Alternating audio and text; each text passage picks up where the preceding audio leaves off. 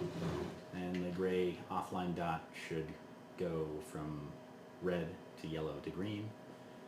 This should probably blink. So just by rebooting it, that Okay, okay, stream health starting. There we go. Says it's starting. Okay.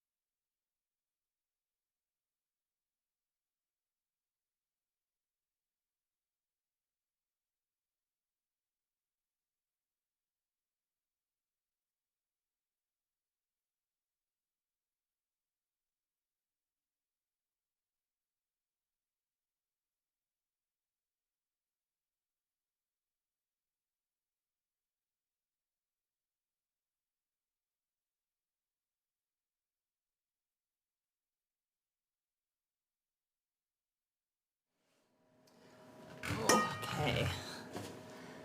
Hi, I'm Ashlee Marie Cakes. I'm super excited to be starting this weekly live streaming, and my audio is on my phone. There we go. So welcome. I'm super excited. Today we're going to try something kind of ambitious. We're going to make the Harry Potter Golden Snitch cake that I made a couple years ago, and it's already on my blog. So hopefully you have seen it and love it and are excited to see this tutorial. I'm going to be changing it up a little bit this time around. Last time I used an airbrush for the gold, and this time I have a paint that I'm going to be using and talking about. And then last time the wings were made out of gum paste, which edible but kind of nasty. And this time I've found a way to make the wafer paper gold, so we're going to do that. All right, let's get going.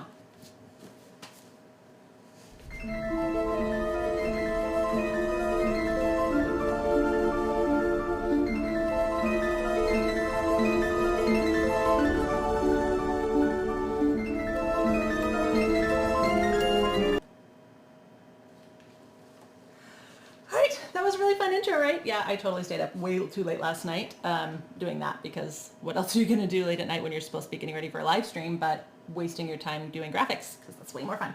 All right, to get started with this cake, first I want to talk about the prep, because all cakes start with really good prep. I did the prep already, so I'm just going to talk to you guys about it today, because if we tried to do it all in one day, it would be really long and you guys would get super bored with me. As exciting as I am, super boring. So first thing you want to do is bake your cakes. I used these, the Wilton round pans, but you can use any brand. Big Daddy has some really great round pans too. And again, you can make it whatever size you want. This is kind of the classic ball pan that holds one cake mix. Not that I advise using a cake mix. I don't. Cake mixes are too flimsy and too easily crumbled and broken. So definitely go with a from scratch cake. In fact, I get a lot of questions about my from scratch chocolate cake recipe that I use for all of my carving because it's nice and dense and moist and super delicious, and I've never shared it before, but I'm going to be sharing it this week on my YouTube channel as edited content. So don't forget to subscribe over there, follow along, and I'll be giving away my secret recipe. So yay! And anyway, so the day before you want to make your cakes, you want to make sure that you let them cool. And then if you'll notice, if you put these pans together, it's not really a ball, it's kind of a squatty ball. I like to be really loud. I like to make them a little bit further apart like that. I feel like it makes a better ball. So I make a filling. Now you can take a 6-inch pan, see it fits in the balls really nicely. You can just take a 6-inch pan and make another layer of cake, probably about like 3/4 of an inch tall. But what I like to do, something unique and delicious, is I make a really itty bitty small cheesecake. So the center of the cake is cheesecake and it's super delicious, and then it's even more dense and rich, and I'm all about dense, rich, delicious desserts. So, hi Mallory! I'm glad that you are joining us. Thanks for coming. All right, so that's the prep work for the cakes. You also then want to make your frosting. Now, I am all about ganache. I'll show you the texture of this stuff. All right, so your ganache, you want to make beforehand so it has time to cool. When it's first finished, it's all warm and gooey and soft and pourable, but what we're looking for is this nice thick texture, because ganache basically works as like a glue.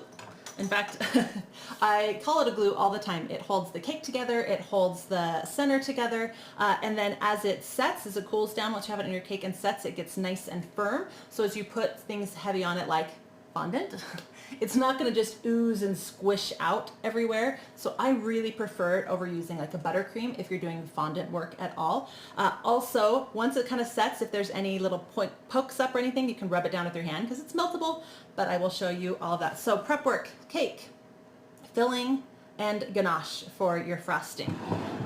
And then the other thing that you want to make the day before are actually the wings, because you want to be able to make them so they have plenty of time to dry. So you want to start with a sheet of wafer paper. So wafer paper has two sides. It has this shiny textured side and then has a nice smooth side. And the reason, I'll tell you why that matters in just a second. So I live someplace super dry. And so my wafer paper gets really brittle really easily. So my solution for that is I put it in a container like this that can be really sealed up with a lot of plastic wrap. And I put this little cup, you can see right here, cup of water in it. Now you want to make sure you can put this someplace flat where your kids aren't going to bump it, because if this cup of water spills on your wafer paper, all this paper that I have in here, and it gets wet, it's ruined. You've totally lost all your wafer paper. So I keep this kind of in my office on a shelf in the very back of a closet, so it's not touchable. And I do this about 2 days before I'm going to use it, just so it's a little bit more flexible. All right, so first thing that we want to do is the wing shape. Now the Harry Potter, the Snitch wings, they're kind of fat on one side and thinner on the other. So they're going to be kind of fat and then come to thin. So what I'm going to do is I'm just going to kind of fold the paper, use a little kind of ruler, kind of give it a little bit of a fold, not too strong, more of a guide. And then take some nice sharp scissors, and we're going to cut that right in half. And the reason I cut it at an angle versus just cutting it in half, oop, my hands got in the way. All right, see now we kind of already have the start of that shape. I'm ready to kind of make it a little bit more shaped, if you will. So I'm going to actually bring this right here, kind of angle this just a little bit more so that that deepest point is not centered, but also not quite so far off to here. And we're going to match this one up as well. You want your wings to be the same size, so cut off any excess that you have. or any rips or tears in the paper. And then that will kind of be our practice paper later. All right, now we need our wire. So I like 18 gauge wire. 18 gauge wire is thicker and stronger, and so you have a lot more options, and this will hold in the cake better. So first thing you want to do is go about 3 inches up and bend it. This is the part that's going to go in the cake later, so now I know not to put any paper on it, and then this is what we're going to attach the paper onto right now. We're going to leave it nice and flat for now. So first thing that we want to do is kind of determine where that's going to be, right there like that. Then we're going to take some water and a brush. Let's see. Get this extra out of the way so you can see a little bit more clearly. Right. Once you add water to your wafer paper, it's going to start to ripple. So you want to work fairly quickly with this. You don't want to take too long. But what this is going to do is it's going to help the wafer paper stick to itself. So just that top, like I would say 1/4 of an inch, and then put your wire in place, and then we're going to fold the wafer paper over right at the wire. And press down. I got my wire a little out of place over here. Luckily, you can just slide it right in. Okay, and then now that this is done, we're going to paint it. So the reason that I used the gum paste before is actually that gum paste you can then add any of the airbrushing gold onto it, and I was looking to airbrush last time, so that's why it worked. But I've since then found this Rolcom Super Gold powder. Now it's not really available in the States, and it's not FDA approved in the States, so if you're making this for a client or you're using this for a client cake, you will want to give them the option of using an FDA approved gold luster dust of some kind, or this one. Nobody's going to eat the wings, so I don't really mind doing this, even though it's still an edible part of the cake. Plus, I'm just going to eat this myself, and I have no problem eating gold, so I go for it. But if I was using it with a client, I would need to disclose that, so just kind of FYI. So I have my little bowl, and I have my gold powder. Now this stuff is so pretty. And I just put a little itty bitty hole in the top of mine so I can easily kind of squeeze it out without wasting a bunch of this, because a little goes a long way for this. So wafer paper. Wafer paper is super sensitive to water. So if you tried to use an airbrush on this, it would all kind of crinkle up and not be usable. So one thing you can do is just brush the dust straight onto it, but that's really faded and not very strong. So I've been doing a lot of research on wafer paper and how to get this the color that I want. And somebody suggested, I forget what website, I will look it up later, but somebody suggested that they thought, well, what about candy coloring versus gel coloring? They said that worked pretty good. You still get a little streaky if you use that straight coloring, but they're like, but why does this work better than the gel coloring? And the reason is it's oil based. So, oil, just friendly oil. We're just gonna add a little bit of, ooh, that's way too much. And then you just stir the powder and the oil together. Use less oil for more of a paste, and more dust, or more oil and less dust for a thinner consistency. And then you just can paint right onto this. So this is a little bit thin. I added a little bit too much oil accidentally. I would suggest using like a dropper or something so you have a little bit more control over your oil if you're adding. And now there's gold everywhere. I'm like breathing in gold. All right, so now it's a little bit thicker, and as you can see, you're not actually, the paper's not crinkling up at all, and you can do all the painting. You can let it dry, and then you can paint the other side as well. It's actually, dry is the wrong word to use here. It's not really going to dry. It's always going to be a little bit wet, so just be a little bit careful with that. So, this is the one I made yesterday. And as you can see, both sides are painted. It looks all pretty. And I also bent the wire a little bit. You want to do this before it dries completely. So as soon as you finish painting both sides, you want to go and bend that wire into the shape that you want. And then you can still have this, little stem that you can stick in something. I always use those foam blocks. I use them for everything, cake pops and all that. And then I can stick it in there to dry. And then let's move all this stuff out of the way. Once it's ready to go, then you can start cutting the fringe. Now, the first time I attempted to do this cake and I made these wings, I used gum paste and I cut the fringe, and then the second that I lifted it up, the gum paste was so thick and these points were so weak that all the fringe just fell right off. So I ended up remaking the wings with just like little 1/2-inch cuts to represent the fringe, but I was never really happy with it. And so I'm super happy with how this turned out.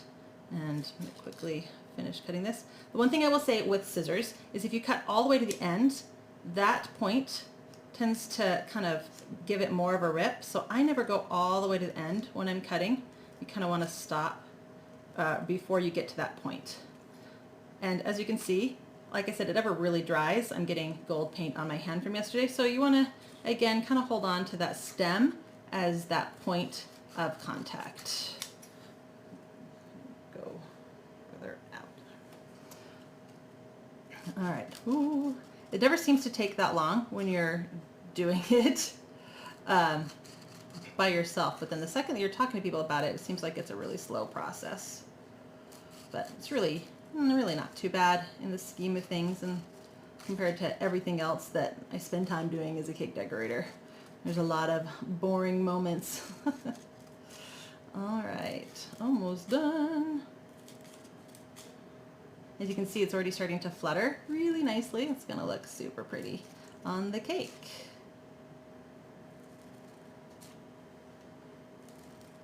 And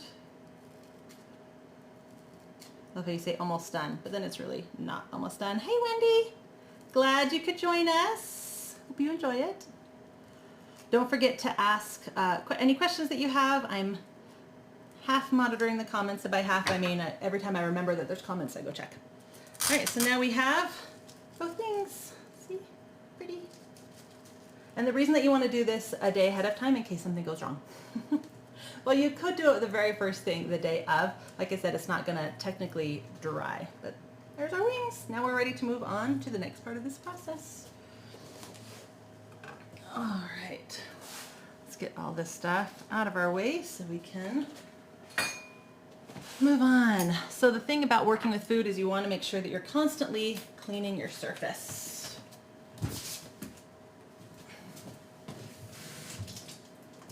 Especially with fondant, it will grab anything as you're working. So I clean my utensils and my surface all the time when I'm working with cakes.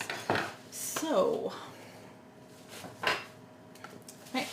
Now I have a video and I talk all about this a lot on my site, freezing cakes. The second I finish cooking my cake, I put it in the freezer, and that makes it easier to carve later. It also traps in all that moisture. That's what all this plastic wrap is for, so that the steam doesn't just escape. So these round cakes, as you can see, they get these little lips on them. So the first thing that we're going to do is cut the lip off.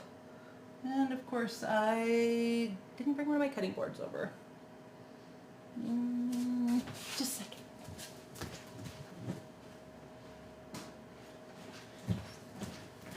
I remember to grab the knife, not the cutting board. All those little things that you just have around when you're cooking, right? All right, so you just want to take a very nice serrated knife. You want to make sure that it's not too dull, and otherwise it will rip apart your cake. This is another reason that you don't want to be using a box cake mix, because they suck. They're really crumbly, and the second you start cutting into them, they're a goner. All right, so this is going to be the bottom of our cake. So the other thing that I'm going to do while I'm here is Where's my cake circle? The cake circle is going to be our base. So I'm going to cut a little flat spot on the cake. And we're going to add some of the ganache to that. And put that on. The other thing that I'm going to do is, while I have it upside down like this, I like to do the frosting of it, because frosting circles, getting under that underneath part, is kind of a pain, a little difficult. So if you frost it while you have it upside down, it's much easier. Now I'm used to working with my cakes frozen, and these are all, hi Grace, welcome, welcome. These are all super fresh cakes because I thawed them yesterday. I'm used to the chocolate touching the cake and like immediately setting. So this is a little bit different, but since I'm not carving this cake, it didn't need to be frozen, so it's not. All right. And we're ready to now flip it over.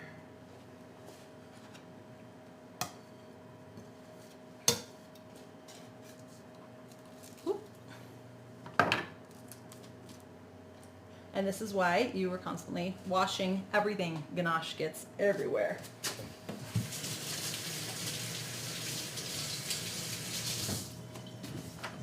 Even the back of your hands. All right.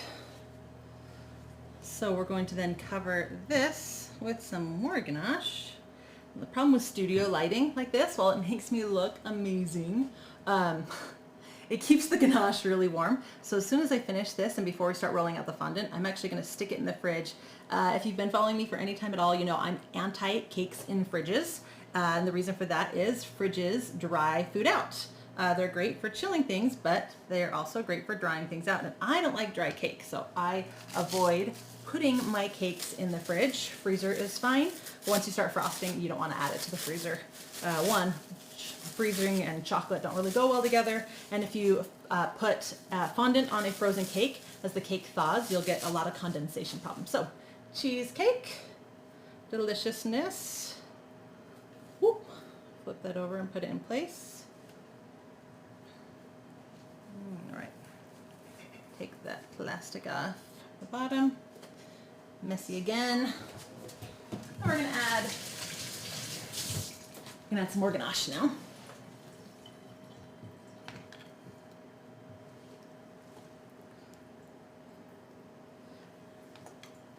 Oh man, this ganache smells amazing. That's the worst part about doing this and talking to you guys, is that you get to watch, but then you don't get to eat, and it's pretty much delicious. So that's why you should make this for yourself.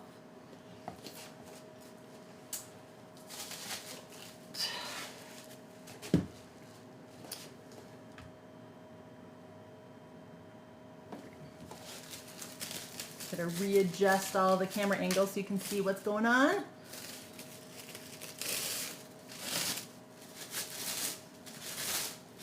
Layers and layers of plastic, but it's worth it to have a nice moist cake at the end of the day. I got chocolate everywhere now. Didn't leave myself enough room on my cutting board. So again, you want to cut off that outer lip.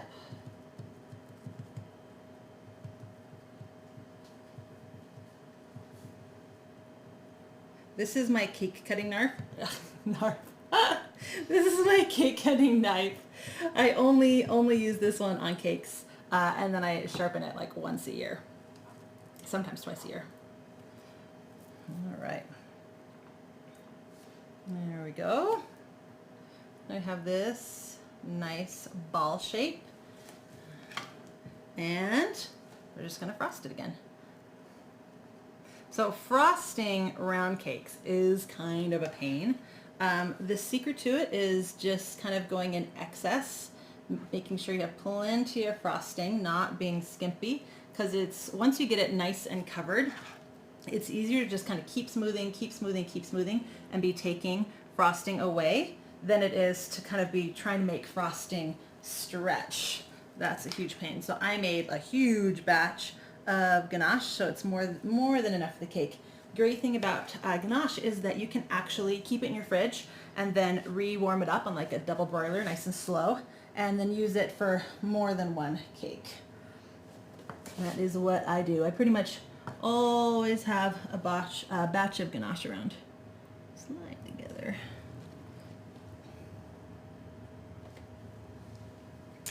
All right, we're almost to the other side. This is not my roundest cake. Having some round cake issues. I'm not quite sure why. Maybe I didn't center that cheesecake enough. I'm having a little bit of wonkiness going on. All right. So then you can just keep going around.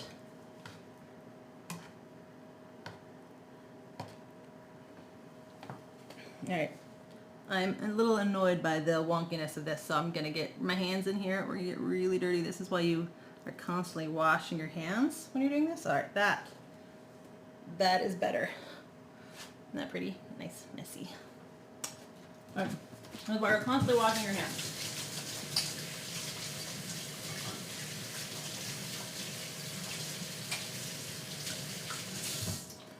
So I recommend getting a really nice moisturizer because you wash your hands a lot. And I live in a dry state, so one of the challenges in living someplace so dry. All right. Keep your surface as clean as you can by constantly cleaning up after yourself too. And now we're going to go through and kind of do the final frosting everywhere.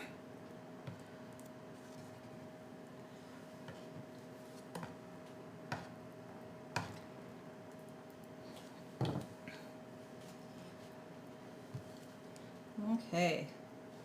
So if you are just joining us, we as in me, I always use that term, I'm not quite sure why, I have it. We are making a Harry Potter snitch cake. Sure.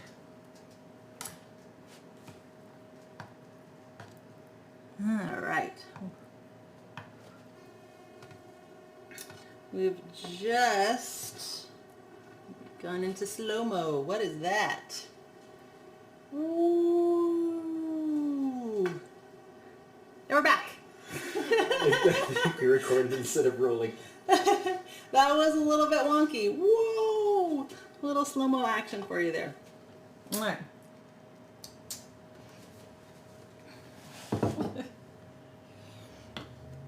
Move this over to the cake plate.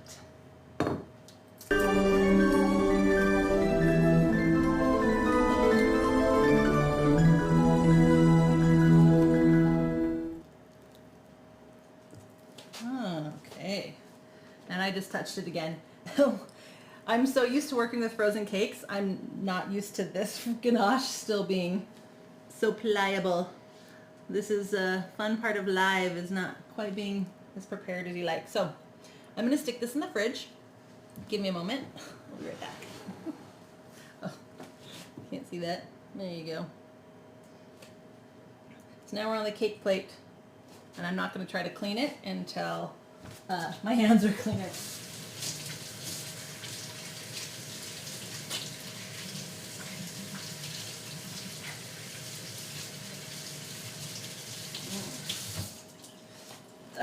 All right, I'm going to put this in the fridge now, and then we're going to start working with the fondant. So.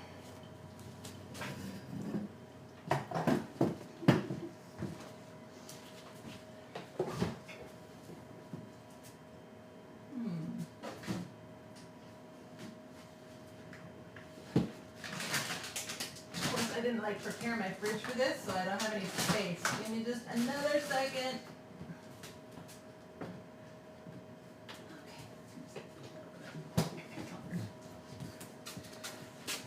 Alright, we're gonna take all this stuff away.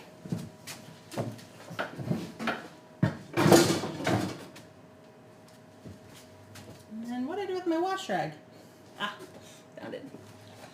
Okay, so first part is done.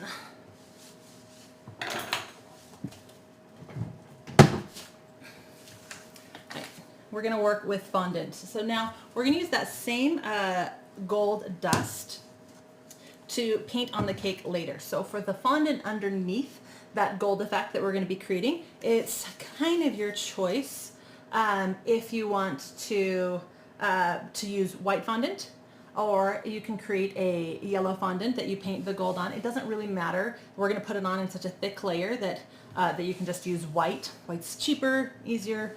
Not dealing with color is nice. But there are some people who like to use black, surprisingly enough. Black under the gold gives it a nice depth. So if you have black, I suggest using that, but black, I ran out. So we're using white today. So I use a lot of shortening when I'm working with fondant, and I just covered my surface with some shortening, and I have this fondant. We're gonna knead. Your hands are gonna get it warm, and you just wanna keep your hands also covered in that same shortening. Hey, Anne-Marie's. Yes, you're not the only one who makes a mess. I make a huge mess. Heather, I did take off the cardboard circle as I put it onto the cake plate. I wasn't planning on doing that, but it was kind of sliding around anyway, all that warm ganache with the warm lights and everything. So yes, I just put the cake directly onto the cake plate. Usually I like to keep it on the cardboard so that as I work with the fondant, I have something to lift off underneath. But with it sliding around, I know it wouldn't be worth it, so I just dropped it. It'll cause some problems later as I wrap the fondant around, but that's a problem to deal with in a couple minutes and not right now. Oh, thanks. I'm glad that you like the hair. It's a change. I'm not quite sure if I like it. I was ready for a change, but it's kind of driving me batty. Okay. So the other thing is you can work directly on your surface, and that's just fine. But I find that when I go to pick up the fondant to lay it on the cake, it's a lot easier if I've worked on some kind of fondant mat. So putting that down right now. It's this beautiful shade of blue. I'm kidding. I don't really love the color, but it works. So you want to do the same thing on this surface as well. Get some shortening and rub it all over the surface.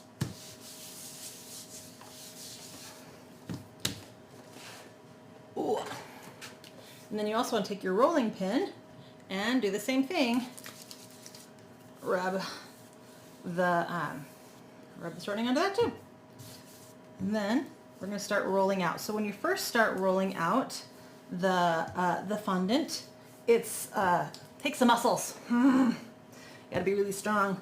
My goal in life, and I'm not even kidding, this is seriously one of my goals in life, is to have one of those fondant rollers that you see on shows like Cake Boss, where you take this slab of fondant and you put it in and it comes out beautiful and spread out and glorious. This is probably the part about making cakes that I dislike the most. But it has to be done. And those machines, they kind of take up a lot of counter space, so it's kind of hard to justify in a home kitchen with the amount of space that they take. And it costs, about 10 grand. So not gonna happen anytime soon, but seriously, it's one of my ultimate wish list items. So I just need, a couple thousand more clients to order cakes so that I can justify it. Or maybe when I get my golden play button, not golden, silver play button, when I reach 100,000 subscribers on YouTube, maybe that'll be my treat for myself. But, so I kind of use a lot of different techniques in rolling out fondant, as you can see. There's traditional rolling, right? You put your muscles in. I move my fondant around a lot. Because I tend to push more on the side away from me than the side close to me. So that side tends to get a lot thinner. So you want to kind of adjust your fondant as you work. Otherwise you'll have one side that's super small. The other thing I do is I put weight on it with one hand and I use my other hand to roll. And that helps get it thin faster as well. Ooh. And our goal is to get about 1/4 of an inch. Now, some people would argue with me on this. There's a lot of cake decorators who think it should be thinner. When I was on Food Network Halloween Baking Championship, Haran Ben Israel is one of those people, and who's to say he's wrong, because he's, well, he's one of the most well-known cake decorators in my industry, and he prefers his super, super thin, and I get it, and he also likes it to be called fondant, and I'm too American for that. It's fondant to me. And he likes it a lot thinner and made a lot of comments about how mine was too thick, but I like working with it when it's thicker. When it's thicker, you can actually, it's more pliable. You can kind of push it back into itself. Think about it like playing with Play-Doh, where when it's too thin and you try to like push it back together, then it starts to ripple.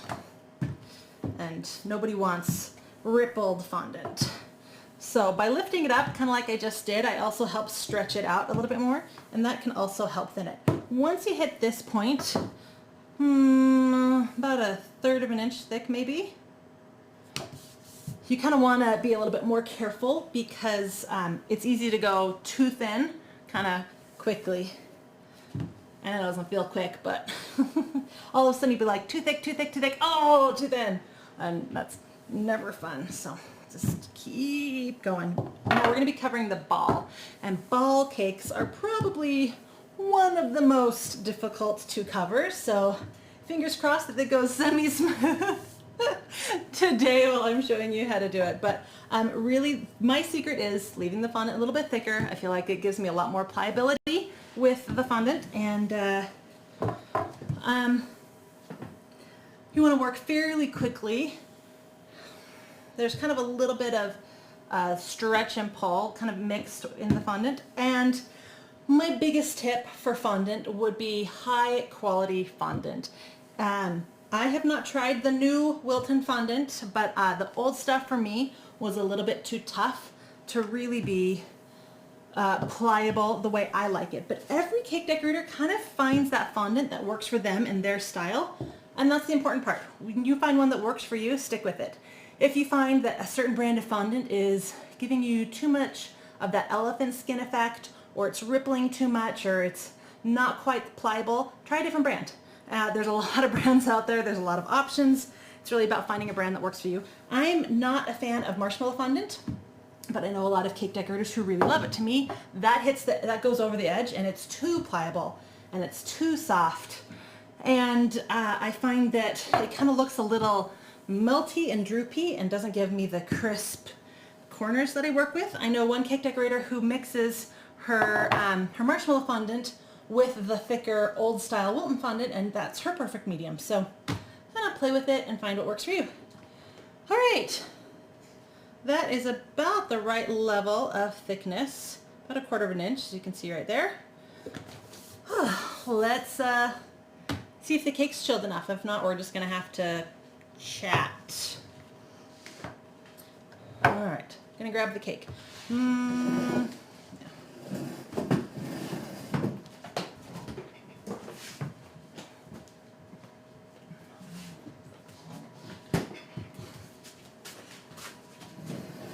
This is still much wetter than I like. So if I wasn't showing you how to do this, and I wasn't trying to fit it into a couple hour window, I would leave it in the fridge a little bit longer. But this is what we got, so this is what we're gonna go with. Probably should have put it in the freezer.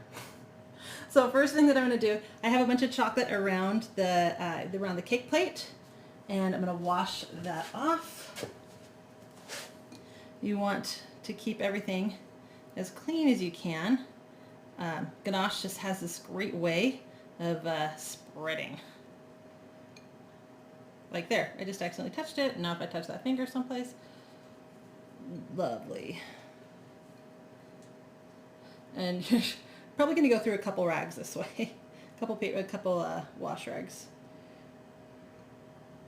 All right, and then like I said before, if you are just joining us, one of my favorite things about ganache is that as it sets, if you get little marks like this, little points, you can just kind of rub it back into itself, and you can end up with a really smooth base layer before you add the fondant. All right.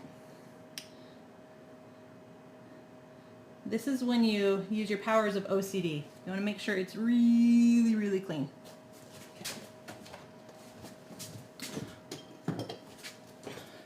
All right, again, you want to make sure that if you have anything on your hands, they are nice and clean. You also don't want to wear sweaters when you're working with fondant because the sweater fuzz will tend to spread everywhere. So,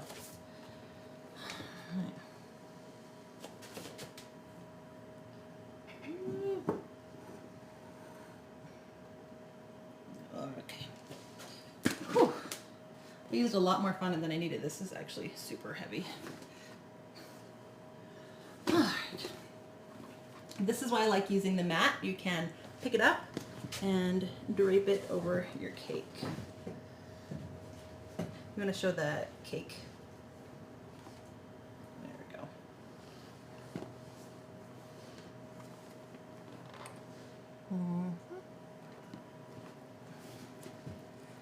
Drape it over. And then pull that. Woo! I just pulled the whole cake away.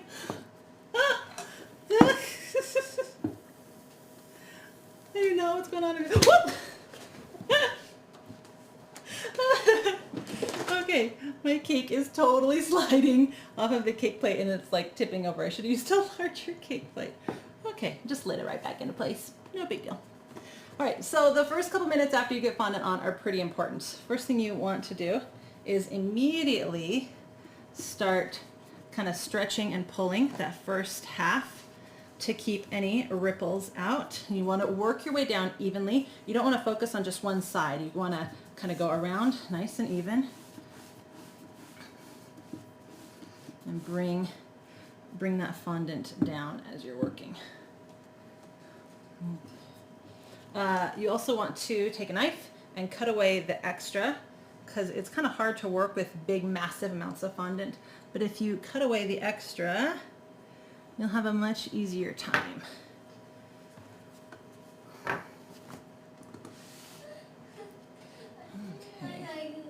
Whew. So now we have these little lips. Now usually I keep a cake plate under my cake and then I can lift it up, but my cake plate slid out, so that cardboard circle. So I'm actually gonna, I'm trying to lift it off. I know it doesn't look like it. Okay. Oh, that left a lot of cake. All right, if you can see that? I just lifted my cake up and off. I should not have done something new and worked with, should not have thawed my cake so much. This is causing me problems. I'm used to working with frozen cakes that I can manhandle a little bit and kind of be rough with. A reminder to me. So now my cake kind of broke because it was so well glued to the cake stand. So now I kind of have this mess going on right here. And I'm kind of stuck holding this. Not quite sure what to do from here. I know what I want to do. Can you hold my cake? Just kind of keep it moving so it doesn't get handprints. All right, I'm going to take this and I'm going to scrape it off so I have a nice clean surface to work with.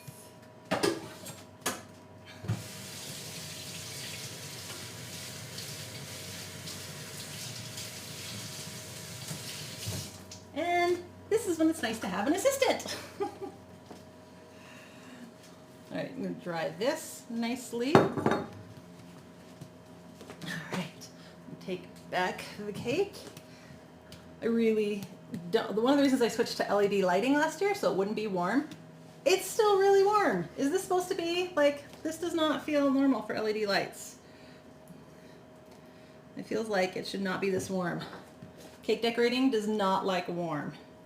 The last couple of days it's been super chilly here where I live. I was really looking forward to being able to make a cake at nice cool temperatures. All right, so now we're just kind of hobbling this together and I've added some more ganache to that. We're going to put it back on the cake plate and pretend that this is what it looked like the first time around. So now I have all these fingerprints and everything, but the good news is that's easy to fix. So I have my cake smoothers And I have a bag that I use that's cornstarch and powdered sugar mix. Cornstarch and powdered sugar. You could just use one or the other, just cornstarch or just powdered sugar. And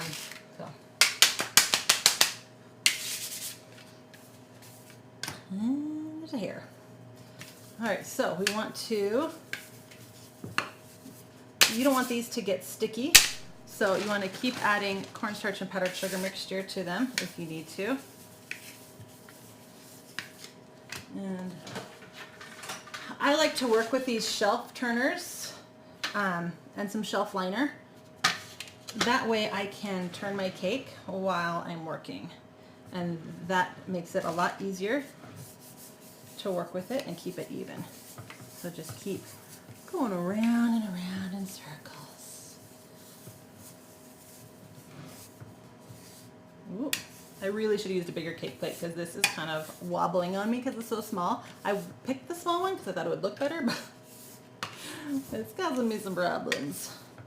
So, and this is real life cake decorating. A lot of it is just going into cake with a plan, and then when it fails, fixing it.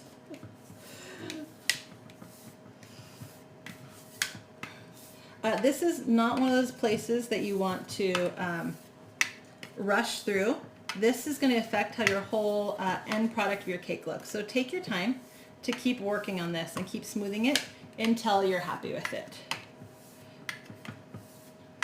I use one of my smoothers kind of to be my holding, and one to kind of be the movement. And look, there's chocolate eeping through.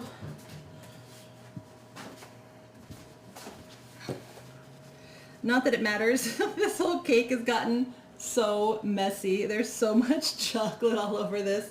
Good thing the final cake doesn't need to be white. If this was a wedding cake, I would basically have to start over. All the joys. Aren't you guys glad I decided to attempt live?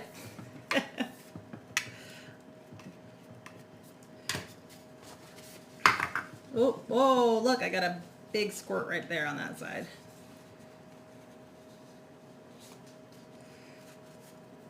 So keep a lot of washcloths and a lot of paper towels around. They will be your best friends. The other thing that I think is important to keep around when it comes to cake decorating are toothpicks. I haven't used one yet, but we will in a minute. They're super helpful when it comes to cake decorating. Okay. This is less of a circle than the last time I did this. It's okay. Kind of looks more like a head, maybe. A little fat side over here. All right. And at some point, you just gotta stop. Right. Now, this is usually when I would just move on to the next part, but I'm gonna stick it back in the fridge for a couple of minutes to help that ganache underneath firm up, especially when I'm working with studio lights. Your home kitchen, I'm assuming you don't have a full studio and studio lights. You're not gonna have to worry about the warmth. So just, you won't have to do this part.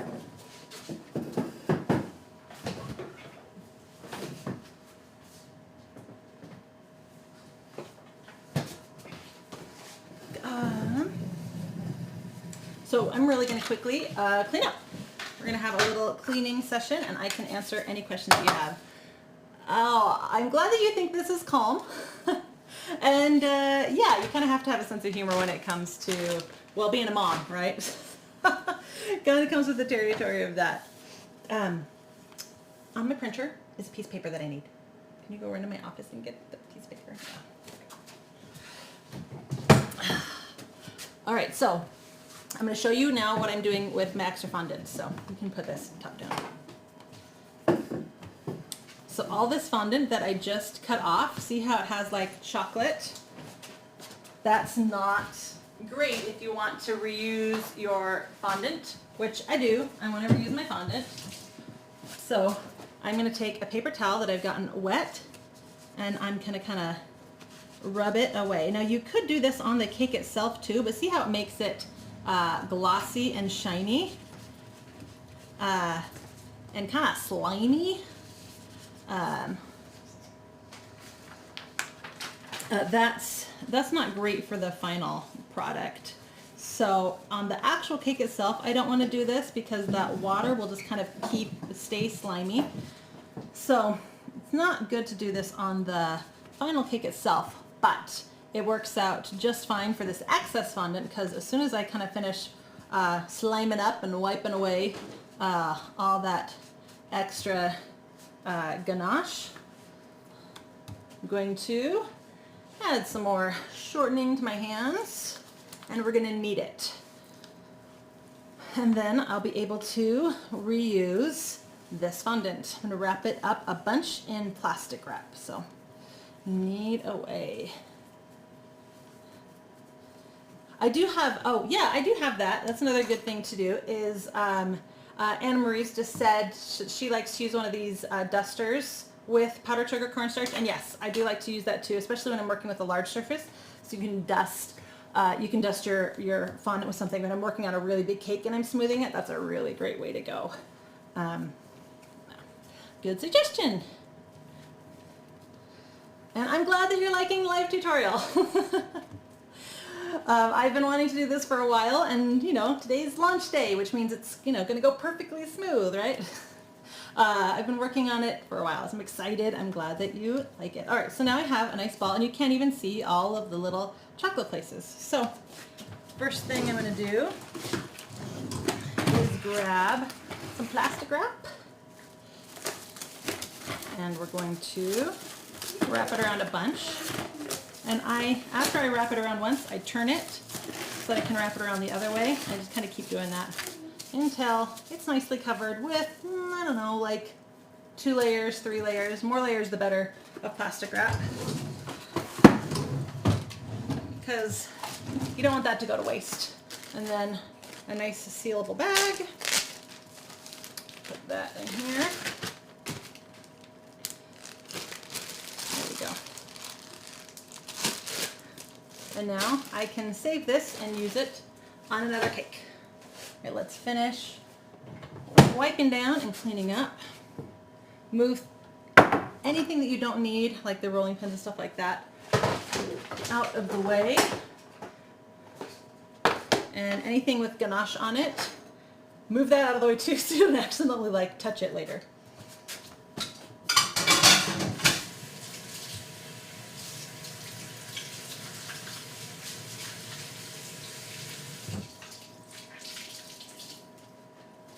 And I honestly suggest having extra wash rags around. I tend to go through a lot of wash rags when I'm working on cakes. So one that starts nice and white is usually pretty brown after just the frosting part and cleaning up, and just gets worse and worse and worse as you go. Okay. Oh, okay, so you used fondant for the first time, Grace, and I kept cracking. That's probably because the fondant's a little bit too dry, so it could be the brand. You might want to try a different brand, but one way to solve that is to actually knead in a lot more shortening. That shortening will kind of help soften it up, and that will give you a nice effect. And then the other thing is try, again, it's kind of personal for everybody else. I go with softer fondant, but not too soft, and I like to keep mine fairly thick to press into itself, and that gives me a little bit of stretch and also a little bit of movement to press back into itself. And if yours is cracking, it might be that you're stretching it too much. So I would try rolling it out a little bit thicker next time you did it. You just gotta make sure that the cake underneath is strong enough. So a really dense cake is gonna give you a lot better results, because you can have a thicker fondant on it without cracking and destroying and breaking the cake.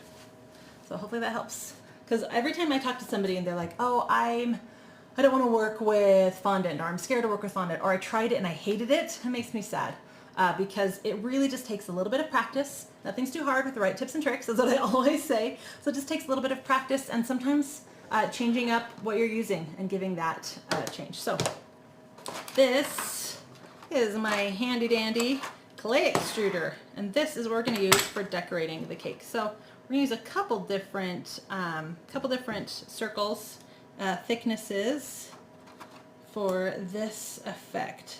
Those are the two. Oh no, we're gonna do a smaller one too. This one. Okay. Now they have clay extruders that are squeeze, and I really like the idea of that, but they have really bad reviews. So I just got this one, and it's a, oh, I have it totally twisted. So it's just a twist one. It's kind of a pain, but it's heavy duty and it works great. So these are actually clay extruders. That's what I search for when I'm searching on Amazon or whatever. And I can leave a link down below later to this one that I got on Amazon. But I never use this for clay. Like my kids have their own extruder that they use for their crafting. This one is only for food. You don't want to cross-contaminate your supplies. That's just not it's food safe. Ooh, I wish there was like a button on this that I could just like press and pull all the way up, but there's not. So this is just one of those time-consuming things. We're getting close to the end though. All right. So, the other thing that I do when I'm preparing for cakes is I either sketch out what I'm going to be working on, or I print off a lot of pictures. So this is actually the original cake that I made, that I reprinted off, but the first time around I actually printed off a bunch of pictures of the snitch that I found online. So you want to take whatever it is you're making, in this case the golden snitch, find a bunch of pictures online and print them out, kind of blow them up so you can see more details, and you want to make sure that you get all the sides, front, side, top, so that you can make a better plan. So this was the top of the one I did last time. This is the side, front, back, so I can see all of the different angles. And as you can see, I used this big, thick extruder for these big lines and the top lines. And then I used a more medium-sized extruder for these lines right here, and then a smaller extruder for this detail work that's right here. So pull those out, and let's get some fondant ready. So you can't just use the same fondant that we were just using. One, because I put it away because I wasn't thinking. But two, it's too thick. So what we want to do is take a piece of this, so I have to unwrap it now, and we're going to soften it up and make it more pliable by adding more shortening and kneading more shortening into this. It's a lot of, all right. So a couple little handfuls I'm going to get out. I have a helper in the kitchen now. Hey, bud. What do you need? Trying to get a glass. Can you say hi? Hi. Oh, I can't see you. Hi. I'm getting a glass of water. Okay, get a glass of water. Glass of water. His favorite thing to do is to come and stand in front of the cameras and watch himself. So hopefully that's a normal kid, sign of just being a normal kid and a healthy liking of himself. All right, now I'm going to rewrap all the fondant that I'm not going to be using. I can't tell you how many times when I'm making a cake that I do this, unwrap and rewrap and unwrap and rewrap. It's a national pastime, cake decorating. All right, sealed up again. And the reason that you want to do this every time, you don't just want to leave the fondant out until you're done with the cake, because what that will do is it'll actually crust over this outside, whatever is access to the air, it will crust over, and then when you go to try to use it, it's a little bit too hard. You're going to get a lot better results if you just take care of your fondant every time you quit using it for a while. Wrap it up. I know it's kind of a pain to wrap it, unwrap it, wrap it, unwrap it, but you'll get much better results that you'll be very happy with. All right, so shortening and fondant. And it takes a little bit of work to knead these together, but you just keep kneading and you end up working the shortening into that, and it'll get a lot softer. And if you try to extrude it and it's too thick, you'll know right away, because you'll be trying to squeeze it out and it won't work. So just keep going. Now you can actually do the opposite too. If your fondant is too soft and too pliable, you can thicken it up. There's a couple different ways to do that. One is just to add some powdered sugar to it. I don't love that way. The other way is to use some gum text, which is a component that goes into gum paste, which is thicker and stronger and dries harder than fondant does. So I'll mix a little bit of the powdered gum text into my fondant if I'm trying to make it thicker or stronger. All right, so this is, I know you can't really tell, but this is much, much softer and more pliable. It's kind of more like a warm, it's even softer than a warm chewed gum. Trying to think of what I can compare it to, but as you can see, it's just really easily pliable.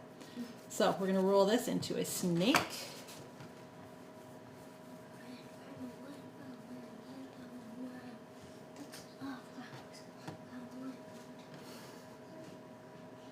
He's still talking to himself as he walks out of the room. All right, so this is the size of tube, but you want your snake to be even thinner so that it slides easily down inside your tube. And then as you hit the bottom, you can kind of shove it in a little bit more. Now there's going to be a lot of kind of air around the tube. So we're going to put our first ring on, and then we're going to tighten this on top.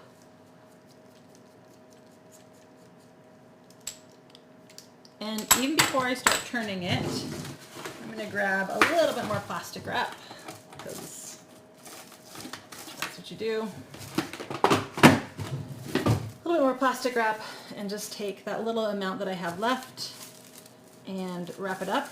Not necessarily as good as the last one, but just to keep it covered, because I will be using that fairly quickly. All right, so now I have my tube and we're ready to extrude a little bit.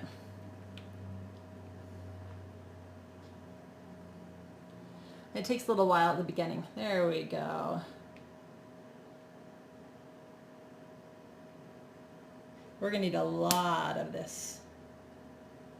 Sometimes you'll hear the air bubbles pop as you do this. This is the fun part. No, you don't want to use butter. Butter has a different, so sorry, I should probably tell you, Grace asked if you can use butter instead of shortening as you're softening your fondant. And I would say no to that. Butter has a different temperature level that it melts at, and also it goes rancid a lot faster than shortening does, and it's yellow. And especially when you're working with white fondant, and you want to keep it white. So no, I would never use butter for this. In cooking and baking, always butter. But with fondant, no, I would only use shortening. All right, I hit my end. So this is our first snake of this. And I'm gonna need another one of these. So I'm gonna quickly refill this and do it all over again.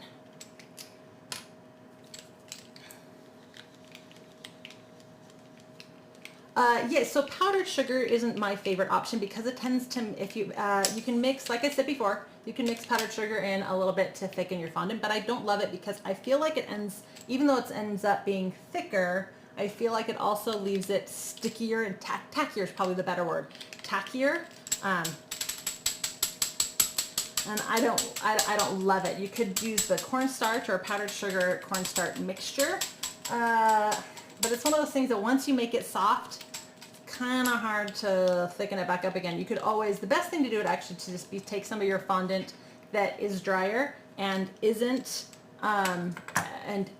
already soft and mix that into the soft stuff to try to get the texture that you're looking for, versus trying to get it through adding powders and stuff like that. Hopefully that made sense. Okay, so we're going to snake it again.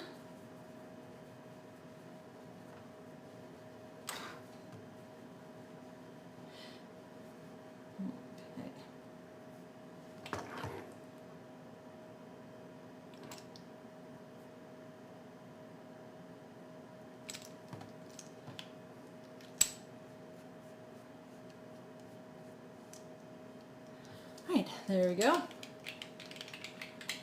And now do it all over again. So the first little bit is always pushing out like the extra air so nothing really comes out for a while. That's normal, don't panic. There we go, now it starts to come out. Now when you're doing the big tubes like this, you don't want to hold it too high up or this will start to stretch and you'll end up making your tube thinner. So you want to keep it lower down to your surface. The other thing that you don't want to do is pause, because if you pause, you'll get little lines in your tube. That pause will kind of mark itself almost. And then you also, these thick ones that are just one tube, it's not a big deal. It doesn't really stick to itself too much. But if you're using like the one with a ton of little thin holes, more like grass or hair, it tends to kind of stick to itself as it comes out, because we did just warm this up and make it pliable, so it's a little bit stickier. So I kind of start on one side of my work surface, and as I turn, I move across like this to keep it, rather from being all spaghetti and bunched up and sticky together, to keep it in nice long strands that then I can do with what I will later. All right, so we have two fairly long strands that are about the same length. Now the reason I like to use the extruder versus rolling these out myself is, I mean, look at them. Look how nice they look. They're nice and even for the most part. You can tell right here is when I was holding it up and it's so stretched a little bit. And right here is when we got near the end and it paused. There's kind of a little bit of a line right there. But overall, these end up looking way better than if you try to roll it out yourself. So just my opinion.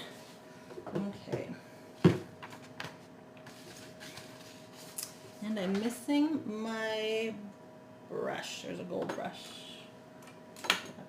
All right, so now we've hit the point where we're gonna use toothpicks, like I talked about being one of my favorite cake decorating tools.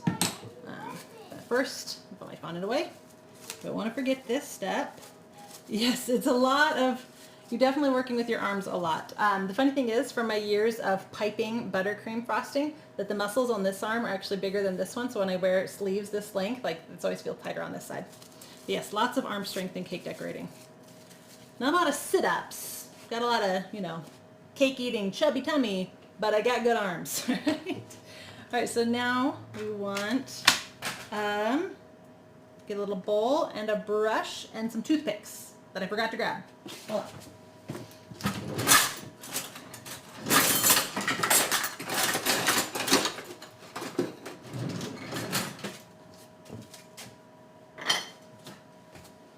All right, little bowl. Lots of toothpicks.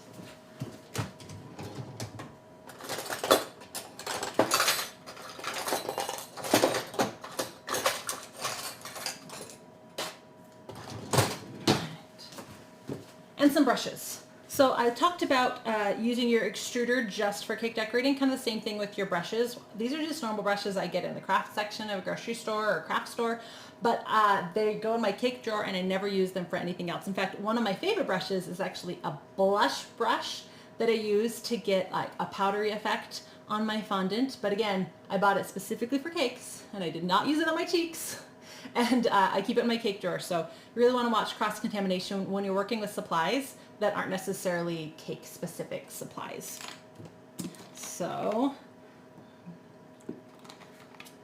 we're going to get some food-grade alcohol. We're going to be working with some brushes, some toothpicks, and we're ready for the cake. So let's grab that out of the fridge.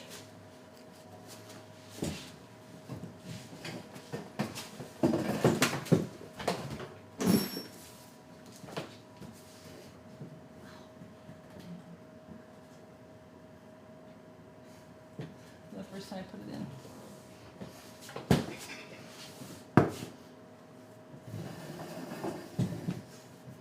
All right, this is much firmer than it was before. Yay, the refrigerator worked. Okay, so, oh, I totally forgot the first time I did this. Okay,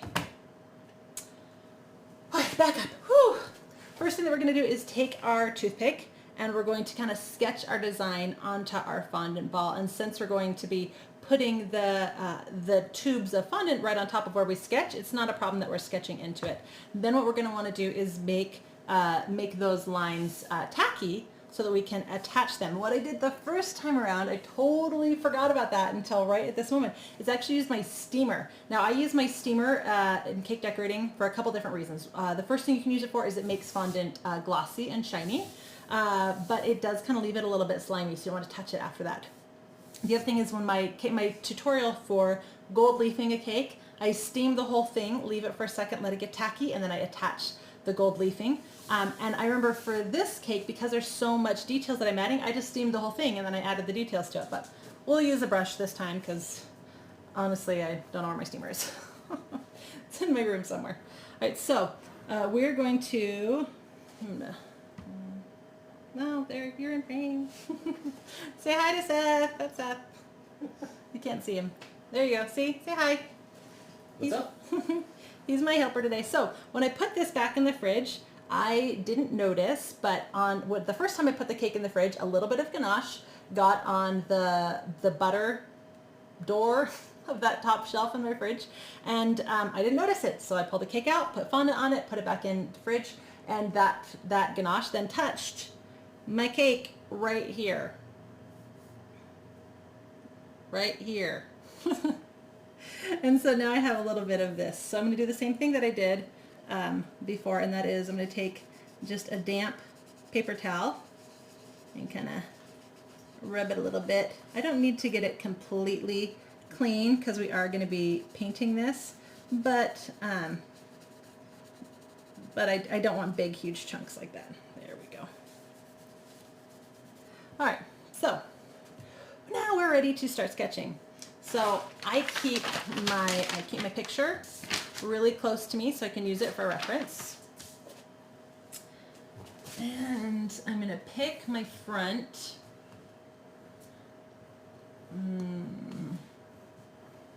All right, I think this is my prettiest side. So this is going to be my front. And once you pick your front, then you can kind of start sketching from there as a reference. So I'm going to show you my front. This is the side that I picked to be my front right here. And looking at the picture, I'm going to decide where I want those to start. So I'm going to start this here and here. I'm going to put the balls in here and here. And that means, okay, then I just kind of start drawing this kind of circle.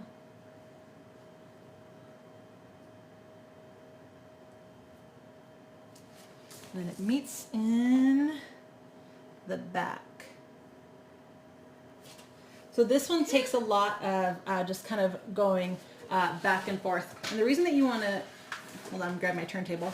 The reason you want to do this with a toothpick and just lightly is that I could use my fondant smoothers and, where's my fondant smoothers?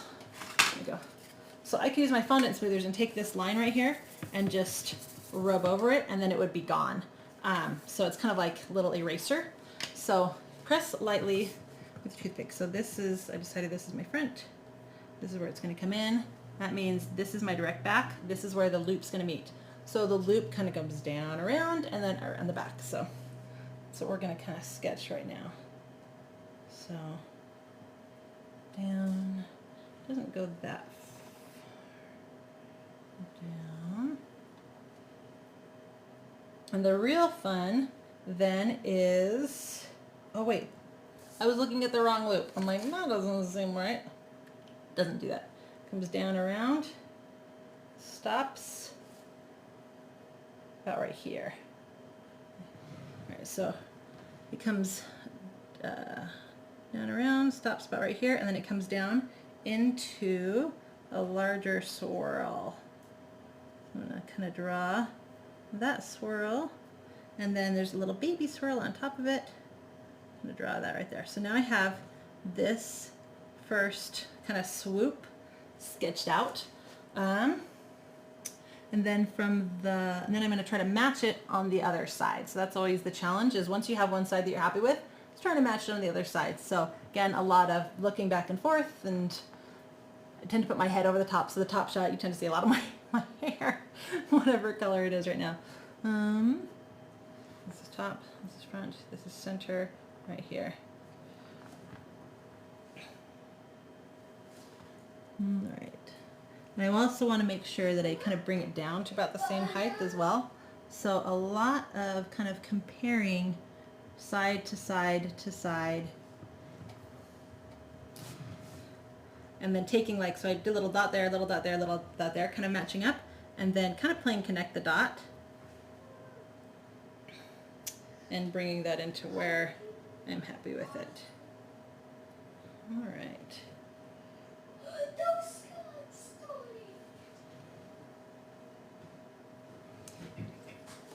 Mom, I found Scott Sterling. Oh, okay. You're watching Scott Sterling. Okay. Yeah. Scott Sterling, how the ball hits his face a bunch of times. We're Studio C fans, obviously. Yeah, Scott Sterling. The ball hits his face. That's hilarious. Go watch it. Yes. Yes. All right. So now I have both of those swirls drawn, and I feel like they're fairly even.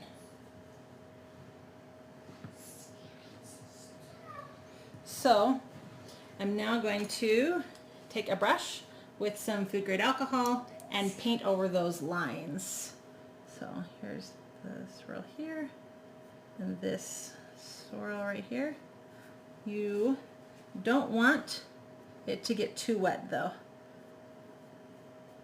You don't want dripping, because what this food grade alcohol does is it actually, as it hits the air and it evaporates, it actually kind of eats away a little bit of the fondant and leaves it tacky. So I'm going to paint both sides, and then by the time I come back to the first side, this will be tacky and ready to attach something to. So then do the same thing over here. Make sure your brush isn't too wet, and paint. And this is such a mess. I don't know that I've ever been this messy with ganache. Oh man.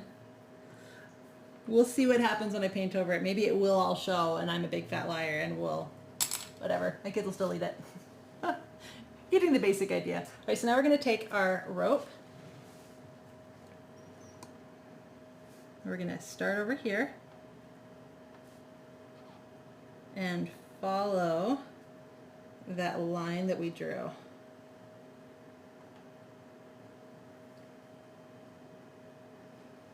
And then you want to use a very sharp knife that I put in my sink because it had chocolate all over it. All right, so grab another very sharp knife. And over here, where I'm going to go down, I'm going to cut it towards the corner. So that creates that nice little ending right there. And then I'm going to be able to bring in, by just flipping over it, that same cut mark. And see how nicely that merges together there. Get a nice corner that way.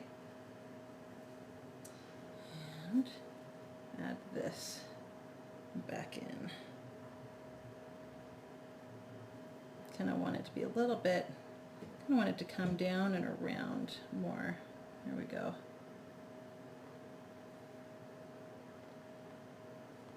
And then cut. And as you cut it and you kind of left with little scragglies, you want to smooth that right away. Because if you try to come back later and smooth it, there we go. Right, so while this is flexible and it's still soft, now is the time to make any adjustments. So kind of making sure that's nice and rounded, that the point comes together nicely, and that this ends where I want it to end. Okay, happy with that. Now this has another little curl that we're going to bring in from right here. A little bit tighter curl. Now this, I'm going to bring my knife in and cut at a much sharper angle so that it kind of merges into that original line. Maybe not quite all the way up to there. There we go. So see how that kind of merges in here? Looks like it's more of a piece together. All right, so that is the first side. Now we're going to come over here and we're going to take the fresh string. It's nice and long. and repeat. So right here, you can see this is where I paused for a second when I was spinning, and it easily broke right there. So I'm gonna cut it rather than use it. Okay. So match it as best you can. And all right. So I'm gonna kind of go back and forth a little bit and make sure that I'm happy with where that is meeting up, and cut it. Now it turns out that I didn't bring up that alcohol enough right there, so I'm just going to add a little bit more real fast. There we go. Okay, nice smooth swipe. Now this is the fun part of this cake, or any cake, is the decorating. You can take as much time or as little time as you want. You can rush it. I tend to be more on the perfectionist side of things, so I tend to take a little bit more time, but that's how you get the results that you're going to be happy with. So thanks. I'm glad that you like it. All right, so again, we're going to meet those corners together and bring it in, and then it goes a little bit wider as it curves around.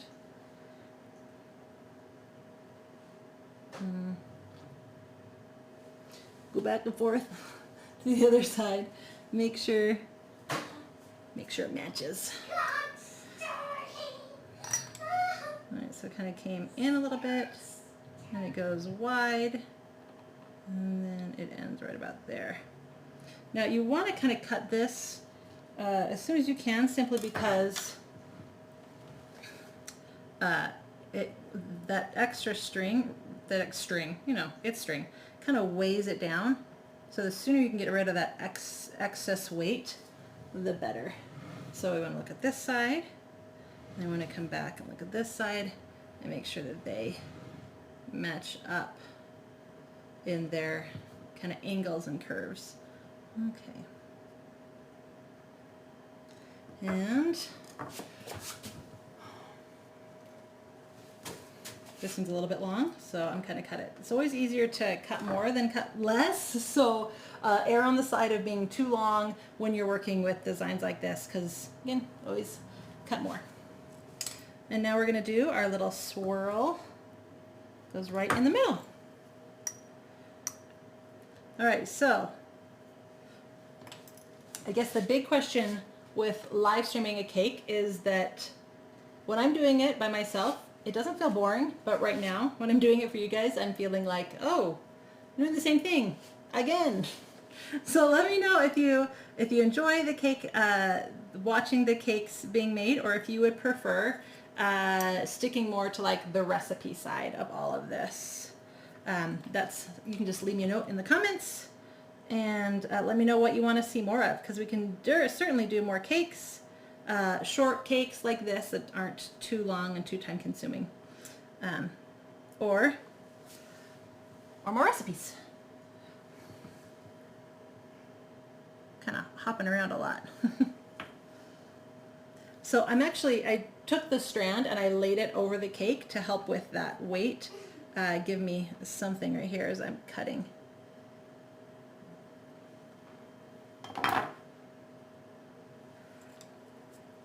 And then work that back together.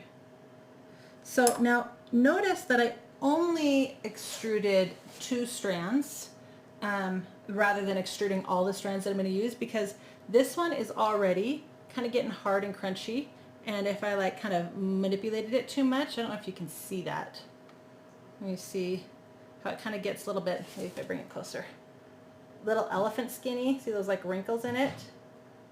That's because that outer edge is starting to dry. So you really only want to work a couple strands at a time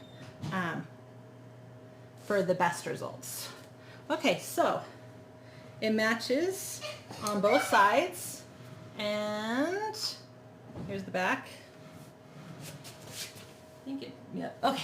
Doesn't necessarily look like it matches from this camera. I think the camera is a little bit wonky, but when I eyeball it, it matches. So we're gonna move on to the next strands. So all of this stuff, the extra little worms from just now, if it's pliable enough that you can re-knead it back together, you could reuse it. Mine is already getting little bits of dust and, you know, just stuff from it collecting from being out. So I'm going to toss it because I clearly have plenty of fondant to still use. I think it's better to stick with as fresh as you can. I get the fondant's expensive, and I get that you're going to want to stretch it out and use it as best you can, but it's every time that I cut corners when it comes to cake decorating, I always regret it. If I went back and I used this, it's kind of full of dust and maybe some hair and a little bit dirty. I know that I'm not going to be happy with the results. So rather than throw it away, I actually just leave it off to the side, and then my 10-year-old eats this like a big chunk later. Seriously, so gross. I don't get why kids love this stuff. It's just beyond me. All right, so we're going to go back to our extruder and extrude the next one. Move the cake out of the way, give ourselves a good work surface, and start it all over again. That's one of the things about cake decorating and trying to do it live, is that there's only so much prep work that you can do. So back to our worm. I keep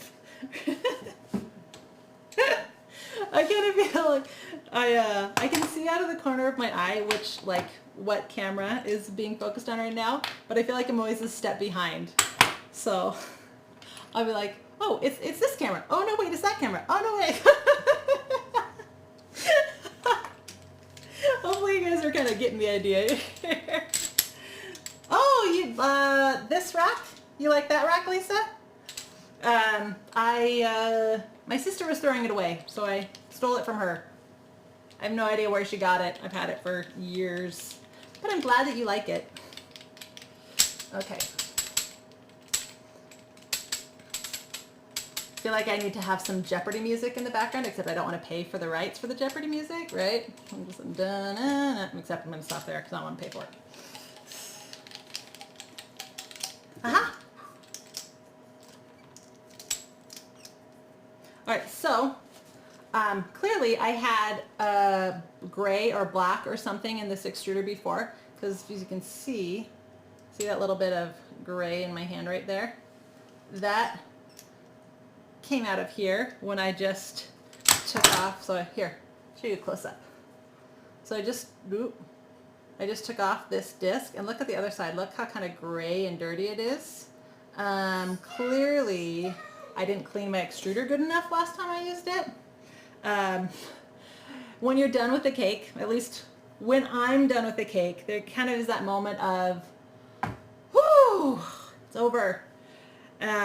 Sometimes I forget to go back and clean it, but if you don't clean it right away, then you're going to forget that you didn't clean it. You're going to use it again, and you're going to be like, who left this dirty? Me, this girl. This girl left it dirty. Okay, so fill it again. And this time we're going to use the medium-sized hole, so it's a little bit thinner. So we used that big, thick extruder hole for just this part of the cake. You know what? I'm a big fat liar. I'm going to go back to the thick one for the top. We're going to do the top next.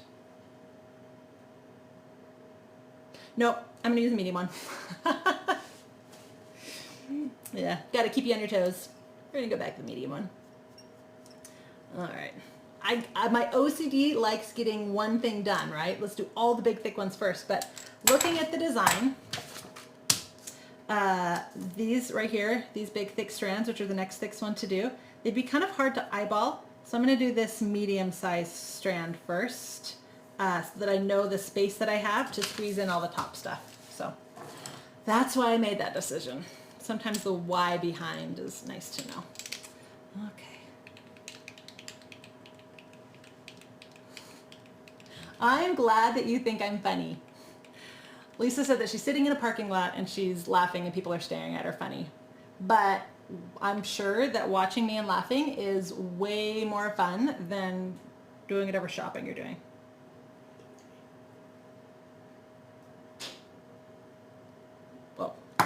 change the angle. Like that.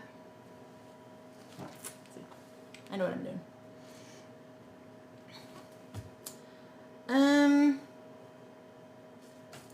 I think I messed up. I think I used this medium one first and not the big one. Because the tube that's already, so, yay me. So I would prefer if I had started with the big, thick, fat one, but clearly I didn't. But I definitely want this next part to be thinner, looking at the pictures. So I'm gonna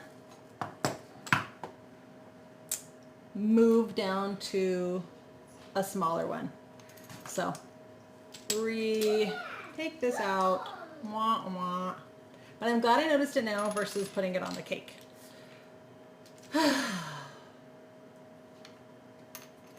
Just when you think that, you know, you're on top of everything. All right, so now I'm gonna use the smaller hole and we're gonna extrude that and see what we think. I tend to use we a lot. I don't know why, habit. Everybody kind of has those things that they say, right? When I say we, usually I'm a one-woman show and it's just me. Today I have assistants as we're making sure all this works. If you're looking for a live setup, I know a guy. Just saying. All right, so there, that looks better. That's going to be a change of thickness and I'm going to be happy with that.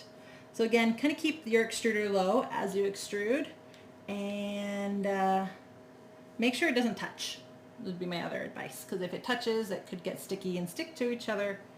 Now, because this is a smaller hole, it will actually extrude a much longer strand. So we're only going to need to do one, I think, to do everything that we need to do. I feel like I'm creating a map as I'm extruding all over. See, there we go. There's a commercial out right now where a little girl draws a racetrack and her dad drives it, right? I just created the racetrack to drive later. Okay. Yeah, that is going to look a lot better. So I'm going to pull this out of the way, bring the cake back in,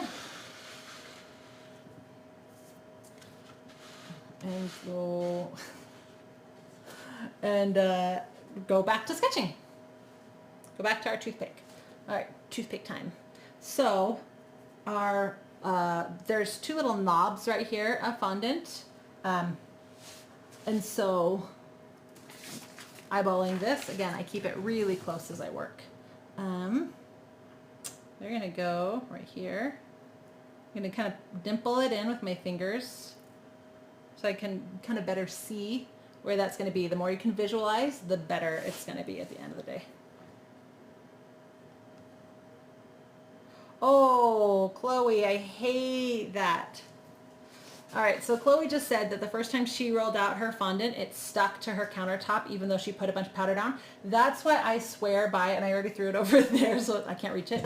I swear by using the mat, because I can then pick up the mat and peel it off. I hate trying to get rolled out fondant off the counter. Won't do it. I know that a lot of people will roll it around their rolling pins and then lay it on. Nope, I won't do it because I feel like lifting that up, it stretches out the fondant and you get thin spots. So I'm all about using a fondant mat. So that's my tip for that. Back to this. So this thinner strand is going to come from the little knobs that sit right here, and it's going to come back and meet in the back. So flip this around this way. I got my knobs and I have the center where it's meeting, and it kind of swirls in two different directions. It swirls out first and then back in. So kind of a backwards S shape on this side and an S shape on that side. So.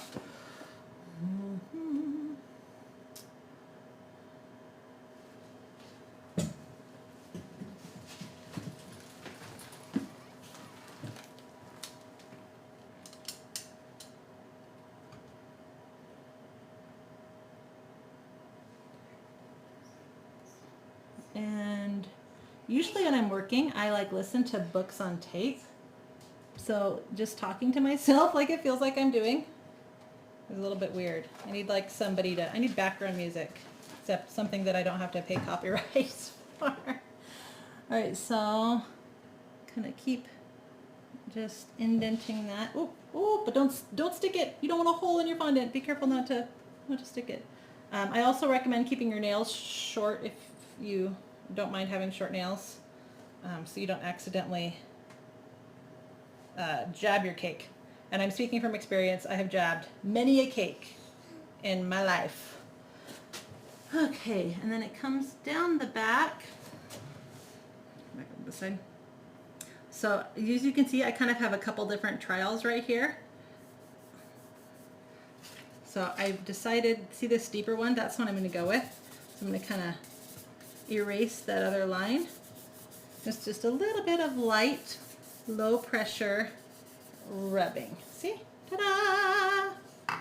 And erased, more or less. Somehow I got off of my center line though. I just accidentally drew the wrong center line. Alright, so center line. And then it actually only touches for a little second and then it comes back back down again.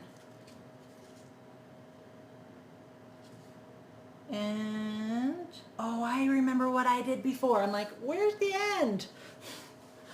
It didn't really have a good end, so last time I just kind of brought it around and did it all in front of the cake, then up and around. I wonder if I have enough. I think I do have enough for that. So we're going to do that again. So I'll start in the center back here. And then I'll start bringing it up around here. Let me meet right there. And here, right there. Okay. Whew. Ready. So again, great alcohol. And, oop, that was my head. I told you I get my head in the picture all the time. Start painting around this bottom edge. And then bring it up to where we're going to bring it up. It's going to meet.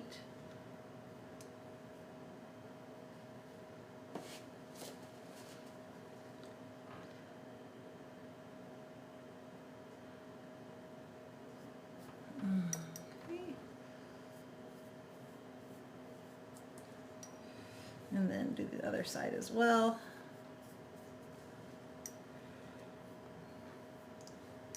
All right, now everything is painted and ready to go. All right, now you don't want to lift up your strand too high because that ends up stretching it out and you'll get breakage. So you want to work fairly quickly. So I'm going to quickly wrap that around. All right. Oh, I broke it. Hate it when I do that. All right, so here's where it broke.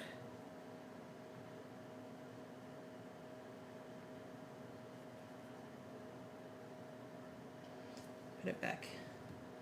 Use your, this is where your toothpick kind of comes in handy. You can tuck it in fairly good right there, and hopefully people won't even notice.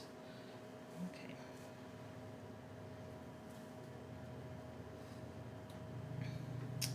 All right. So I move all this stuff so I can show you better. So I'm back to the back. This is, and I have both strands sticking from both sides. So I'm going to start with one strand, and I'm going to bring in that curve. Got a little bump right there from where the cheesecake is sticking out. And then continue that curve up.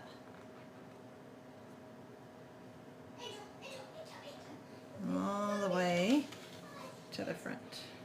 I'm going to keep a nice curve happening.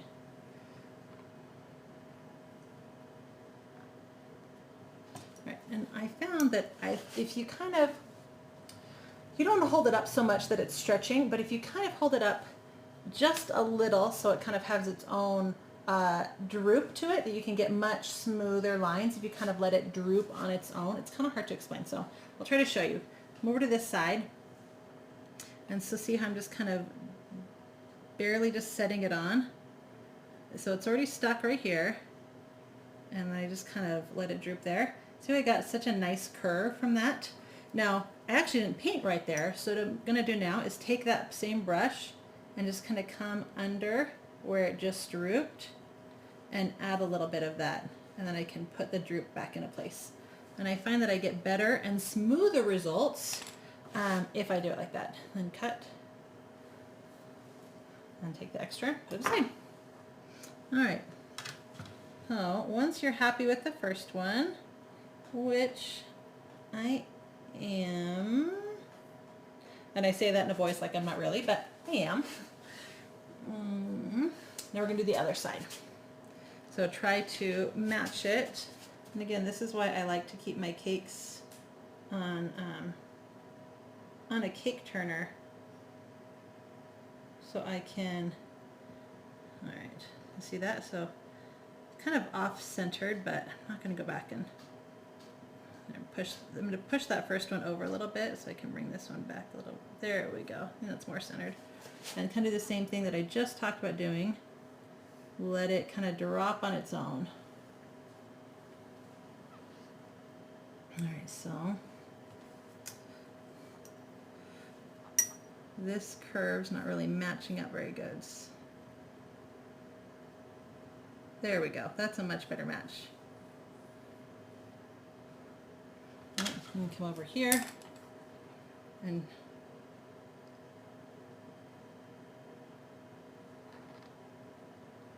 there.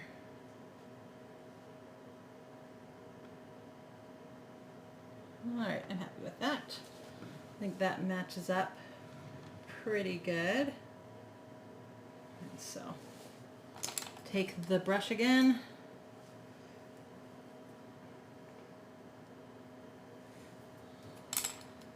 Make sure that's in place and then trim. All right, there we go. So now we know how much space I have to work in right here to do these top designs. But we're actually going to not do that right this second. If you notice in my cake, let's show you guys the pre-cake again really fast. Just a second. Side shot. See all of those lines? We're going to do those first, because if we don't do those lines while the under fondant is fairly fresh, it's going to cause some problems. So we're going to start over here on this side and make the first line. And so I'm using this fondant tool. There's a lot of different fondant tools you can use. I have a set that comes with a bunch. I like having sets, so I have a lot of options. So this one is pointed and a little bit curved. We're going to use the back side of this curve right here, not the front, because we don't want to scrape it, we just want to indent it. So use the back part of the curve and do the first line. And then as you're confident in your placement, you can go a little bit deeper. You don't want to go so deep that you rip through the fondant and then you can see the ganache through it. If you're worried about that, maybe do a white ganache underneath so that if you do rip through, you can't see it. And then you wouldn't have all of this lovely chocolate mess that I created. But, you know, to each his own. And then you just kind of go around.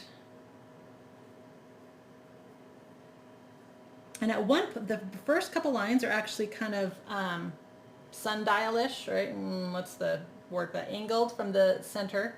But then after that, they just become a line. I'm looking at the wrong side, so I'm like having the wrong vision. All right. So the first three, I'd say, kind of angle in. And then after that, they're going to stick with that same line and be about 1/2 inch apart. So once you hit those first three, then you want to kind of keep that same angle as you work your way around. And then don't forget to turn it around and come the other direction too.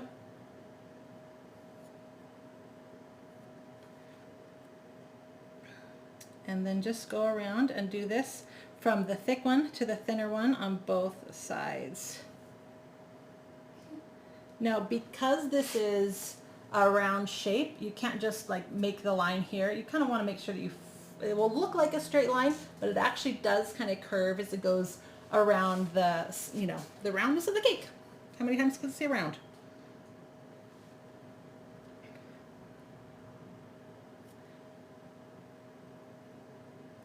And then just keep that going.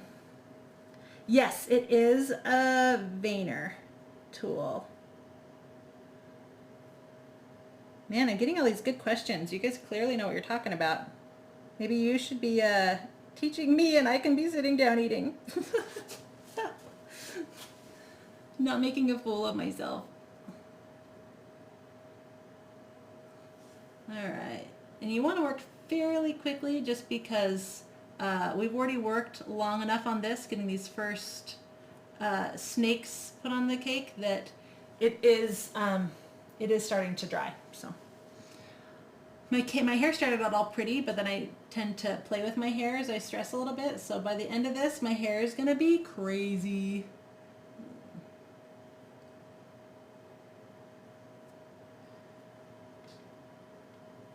All right. Okay, last one. So now the big problem is matching these two up. So I could start back at the front like I did before and work my way around, but if I do that, they might not match up in the back. So for this, I'm actually going to start on the back side so that I can match them up better. So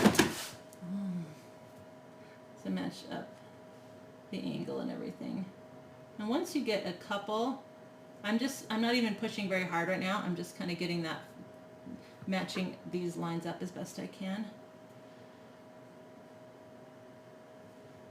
All right, now I can go in there and press a little harder and kind of clean it up a little bit. So, all right, are there any other questions while I'm doing this?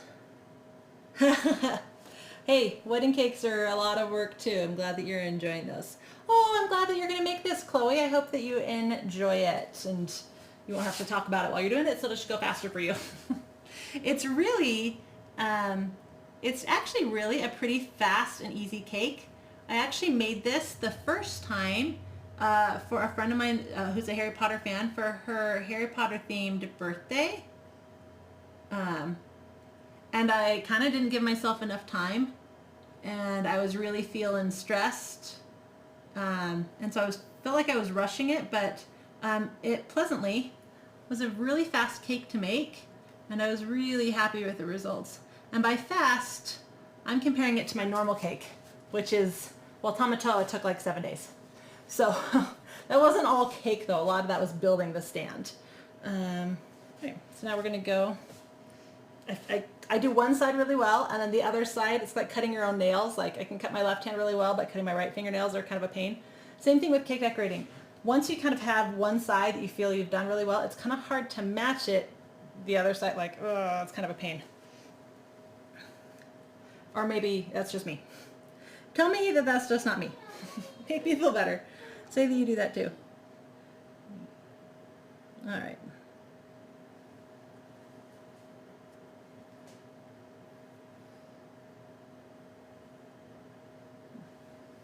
And when I'm concentrating, I tend to stick out my tongue and bite it and suck on it and hold my breath. So it's hard to talk and hold your breath at the same time, especially if your tongue's in your tooth. So I apologize for those moments when I go silent because I'm concentrating. I used to cut hair, and I would cut my aunt's hair, and I'd hold my breath while I was doing it, and it really freaked her out. So I figure I should probably warn you guys. If it sounds like I'm not breathing, it's because I'm not, but it won't last for very long.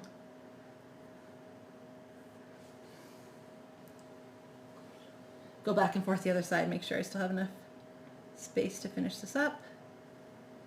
All right, and then this is gonna be the last three, kind of the sundial look. So this one's gonna be the same angle. And then this one here, and this one here are gonna come in. Okay. I think that matches pretty good. All right, now we're gonna do the top. Push the cake out of the way and go back to extruding. My favorite part. So somebody left a comment a little bit back before that they actually open up this end of the extruder and put it in. They find an easier time doing that. I had never thought about that. But yeah, that's what works for you. I feel like if I get it started, I can do this. It's kind of fun. It's like a noisemaker without too much noise. Oh, except when it does. Now that I'm talking about it, I don't want to do it.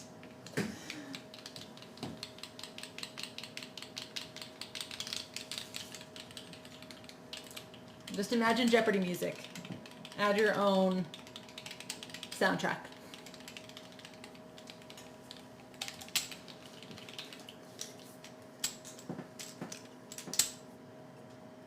Oh, Chloe said that her sister wants her to make my gruff cake. That, to this day, is probably still my all-time favorite cake. Making the Tinkerbell gruff cake.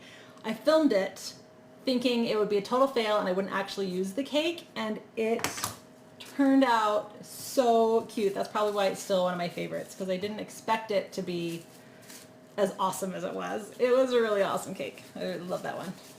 You should give it a try. It's a super fun cake to make. All right. I feel like the last couple minutes are all on repeat, right?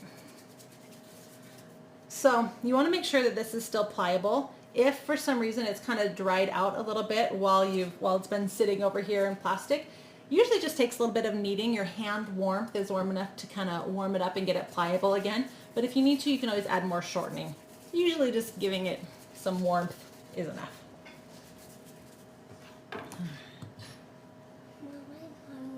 Oh, you are? Do you want your applesauce? You want some chocolate cake? No. You want some applesauce? No. What do you want? Hold on, mom duty. What do you want, bud?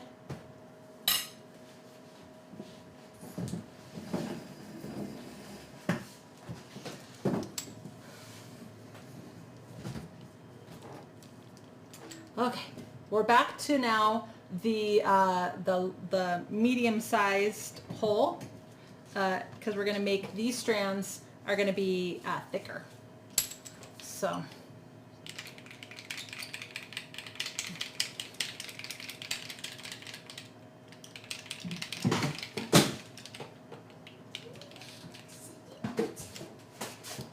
now we're going to extrude.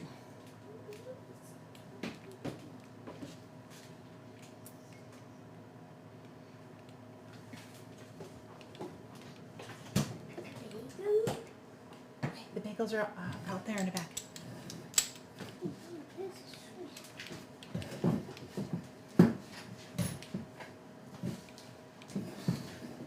Creating my new path.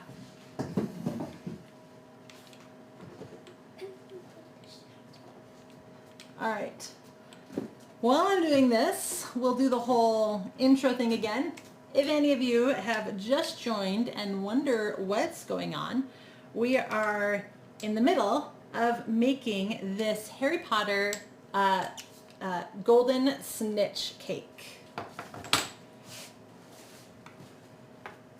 Okay. Oh, you want to say hi again? Oh, are you adding soundtrack for me? My 5-year-old is adding our soundtrack. You're adding soundtrack? Can you say hi?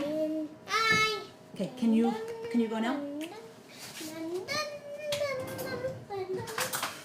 I don't have to pay for humming, right? Hey, here's a knife. Here's a knife for your bagel. There you go. Gotta love kids that can make their own sandwich, right? Okay, so I now have my strand. We're gonna bring the cake back into frame. It's always weird looking at it because it's mirrored to me. You know, so I'm trying to look at it and match it up. I'm like, mwah. Okay. So going back to our picture, these reference, again, I just Googled golden snitch, and I just, probably the first time I did this, I think I probably printed off like 20 different pictures from different angles. Now everybody has their own view on the snitch. This is the one that I liked the best, that I felt was most consistent with the movie Snitch, and so that's the one that I tried to print off the most of. Mom, can you find the bacon? Yes. There. Right there. See that orange? Grab that orange. There you go. Okay, so now we're going to work on these top pieces. Yeah, that's the bagels. Okay, so brain fart.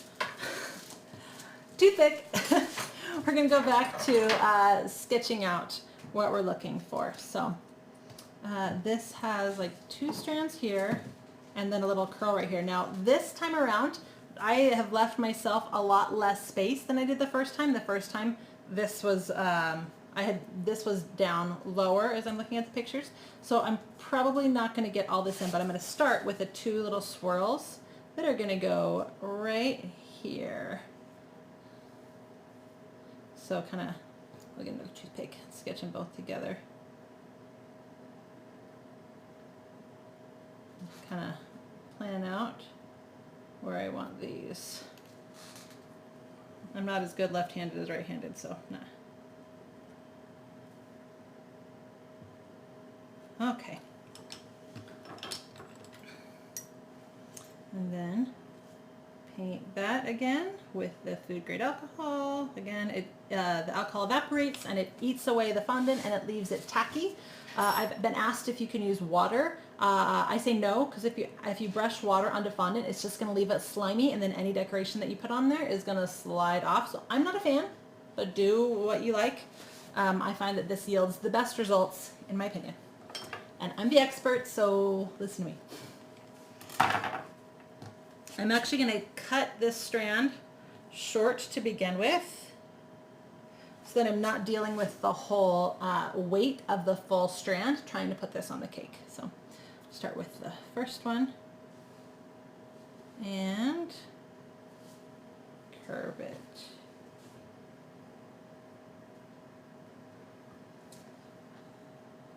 Then cut the end. There we go.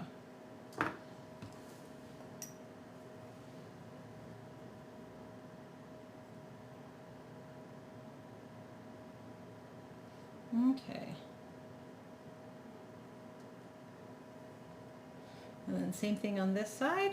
Try to match it up best you can.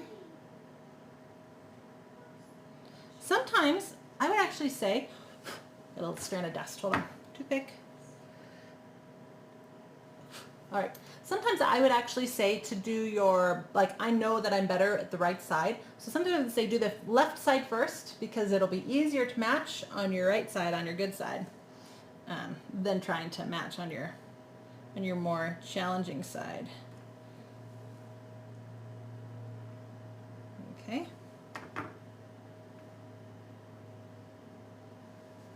Yeah, I think that actually matched up really nicely. Yay! Now we're going to do the strands up on top. So this one's a little bit longer. It comes in here,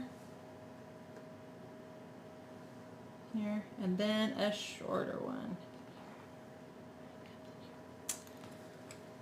Okay.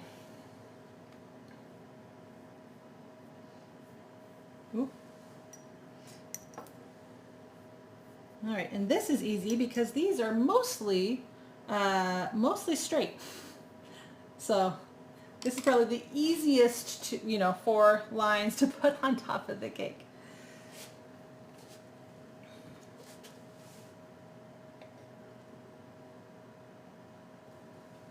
All right, I'm going to pre-cut an eyeballed length just so that I don't have the full weight that I'm carrying around.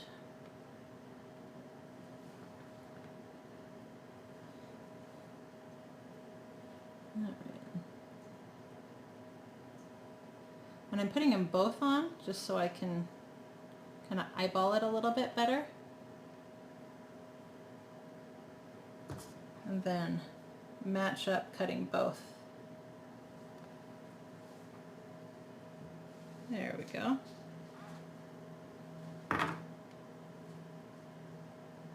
There, that looks good, right? I kind of wonder if I'm going to develop some kind of complex talking to myself like this. I'm just saying, it's a little bit weird. Okay.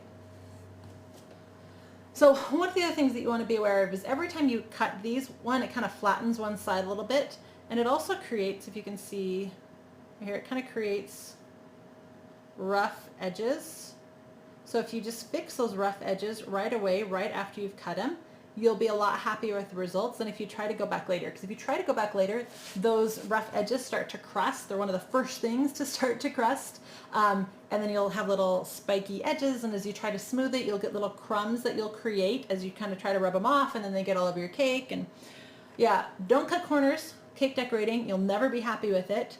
And try to fix problems the second that they arise rather than put them off till later. It's 2 big pieces of advice for cake decorating from me to you.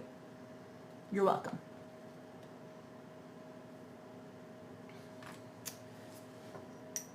No matter how many years I've done this, every time I think, oh, I'll just cut this corner because it'll be faster or it'll save me time, or regret it every time, every single time. It's always like, I know better. Why did I do that? It's silly. And I still do it. Human failing, I guess, right? Okay. So cut both of these. Oh, you guys, it's looking so good. And we're getting so close. All right, so that part's not done. Now the fun part, the front. So these areas right here is what we're working on next. These 2 middle, like medallion-y type areas. So back to our clay and extruding. Warm up your hands. I can't tell you how many times I do this. I will say every once in a while you want to clean your extruder out, like take it completely apart, all the components, because it can get like crusties down there that can cause problems later if you don't get them cleaned out good enough.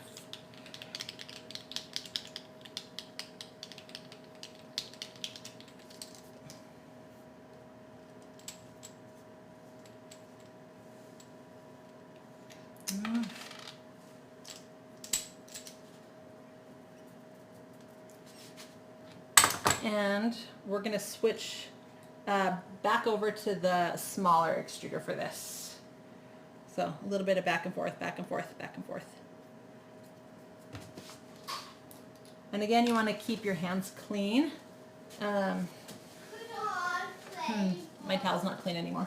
Okay, you need a towel. Like I said, I keep a couple wash rags around and a couple towels around because I go through a couple with every cake.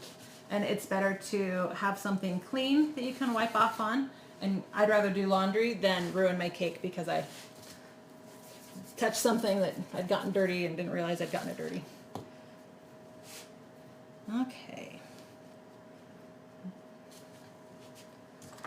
And back to this. You guys are going to be expert extruder fillers by the end of this cake.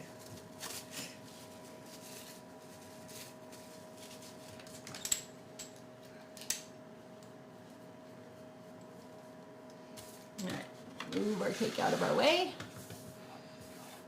A nice surface for extruding again. This about this time, this is what? 1, 2, 3, like number 5, I think. This is about the time that I wish that I had one of those squeeze ones, but I just heard bad things about them, so not worth it.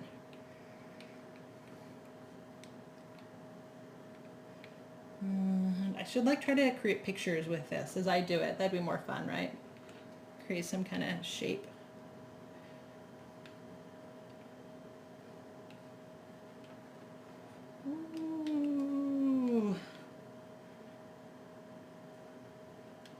maybe they'll look like the ink blots. I should ask what they look like, right?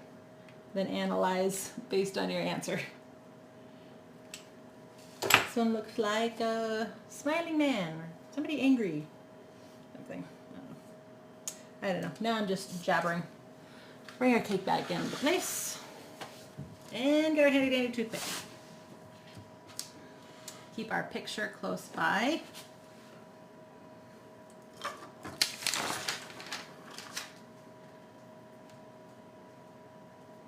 And then start marking.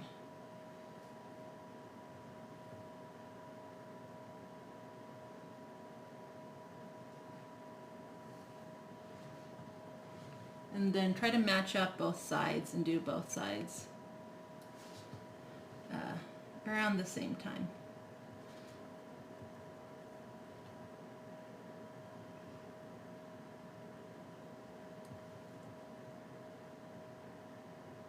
Now every time you make a cake, one of the reasons I don't like repeating cakes is they never turn out the same, no matter what you do. They're always a little bit different every time, which can be fun, but at the same time, there's always like one thing that you like better about one and something you like better about the other one. Like last time, my ball was much prettier and smoother and less chocolate covered, messy, more circular shape. But this time around, I'm gonna like the wings better, and I already know that, and I'm gonna like the gold better. So we're getting close to the gold, I promise.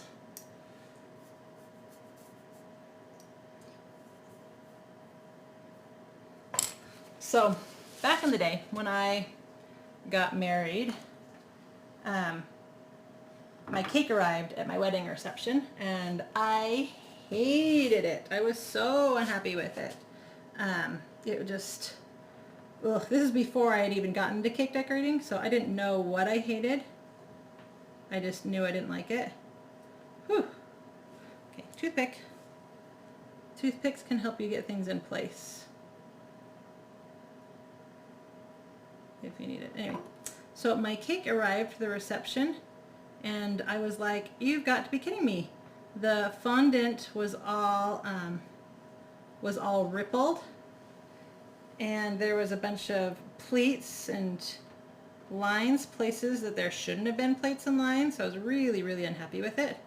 And I learned from that experience that that cake decorating shops only give you like 2 hours to decorate each cake. So that's one of the reasons that I don't love, cut right here. So I started the bottom for both of these so that they can kind of meet together and overlap a little bit. Anyway, so I struggle with a lot of cake decorating studios because they don't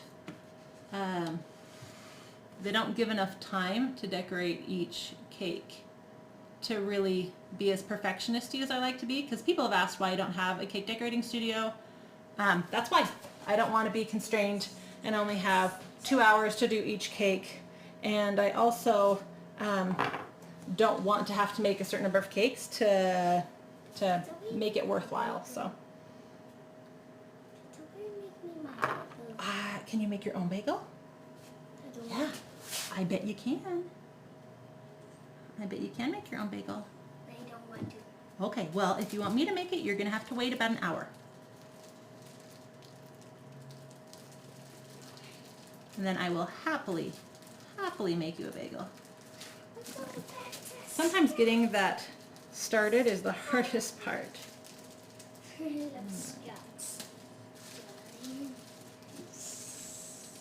Anyway, so that's why I don't have a cake decorating studio. I like being able to be a perfectionist and be OCD as much as I want and make the quality of cakes that I like to make and that I'm happy with, that I can feel proud to put my name to. Alright, so I'd rather do it for no reason at all and put it on my YouTube channel and Facebook page for you guys. Alright, so that looks even.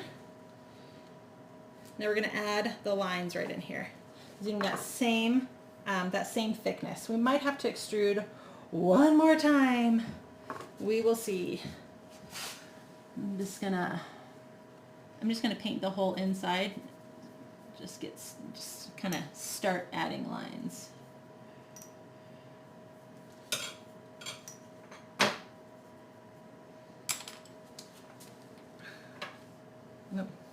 Make sure I cut a nice smooth beginning to the strand. It's little details like that, cutting a smooth beginning, that will make it so you're much happier with your end result.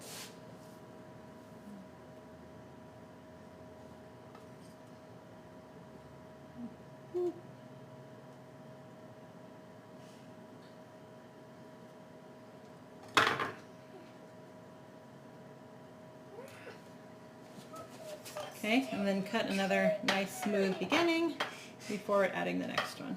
You're doing a great job, honey. Okay, fine. Fine. Hold on one second.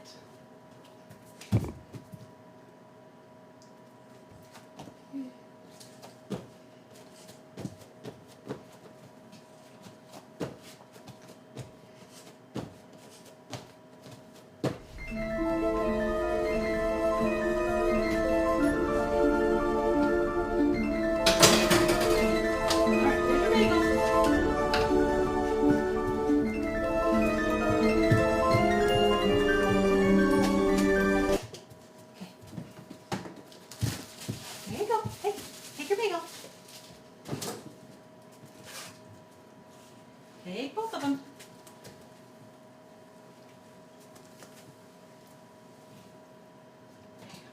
Okay. Right. So, we were adding strands to this. So, I think I'm going to get 3 lines.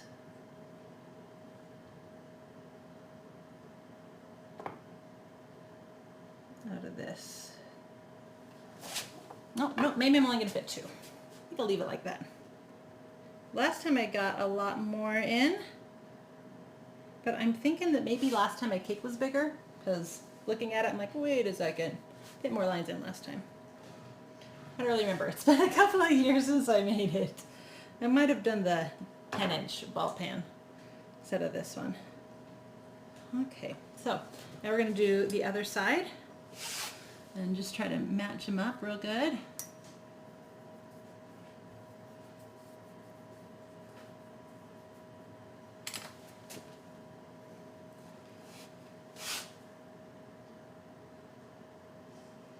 Ooh.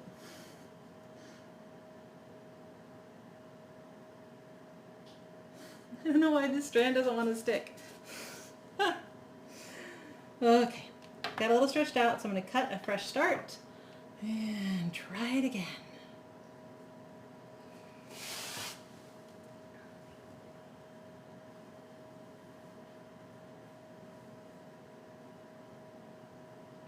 There we go. This time it's sticking.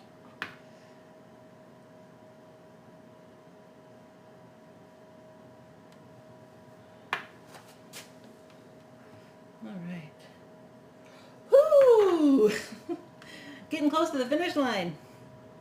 Of course, don't say that because that's when you make a mistake, right? And last strand.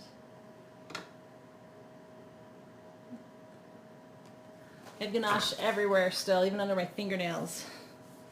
Okay.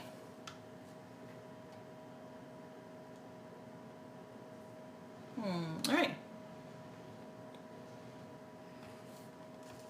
One more thing to add to this, and that is the little knobs. So, take a little ball of this fondant that I've been working with. All right, so there is a nice rounded ball, and I'm going to cut it in half.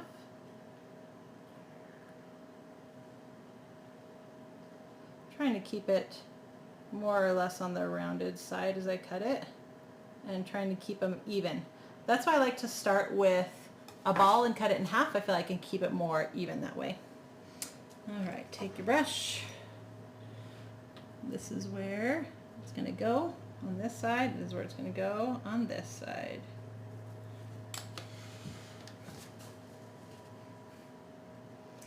And add that one there. Then kind of flatten it a little bit. And add this one right here. Kind of flatten it a little bit. Okay, we are ready to start painting. So this is the fun part. Okay, so we're going back to the same gold paint as before. So if you didn't join us, if you weren't at the beginning and you're just joining us now, this is Rolcom Super Gold. It's my favorite gold to use with cake decorating. I get it out of Australia. It's not FDA approved in America yet, so if you're going to use this on a client cake, which I like the results much better than some of the other gold powders, but it will probably be FDA approved soon, but it's not right now. So it's one of those things that if you are making these for clients, you should definitely say something like, hey, by the way, if you want to eat this, it's your own risk type of thing. Personally, I'm making this for myself, and I don't mind eating gold, so we're going with it. So take your little bowl, and I have just a little hole that I've put in mine, so I can kind of squeeze it out a little bit. Squeeze, squeeze, squeeze. And you just do a little bit at a time. We're probably going to have to remake the paint a couple of different times. It's pretty normal. And then we're going to add a little bit of that clear food grade alcohol. Take a brush and stir it together. I use this same bowl for painting gold all the time. When we were painting the wings earlier, I used oil. And the reason for that was that the paper reacts to water-based things, so oil-based was best for that, the edible paper. But for this, for the fondant, it's going to react better to the alcohol because, like I mentioned, the alcohol, as it sits on the surface of the cake, will evaporate and it will leave behind just this beautiful gold. So we're trying to go for more of a pasty texture. So you might need to add a little bit more of the powder.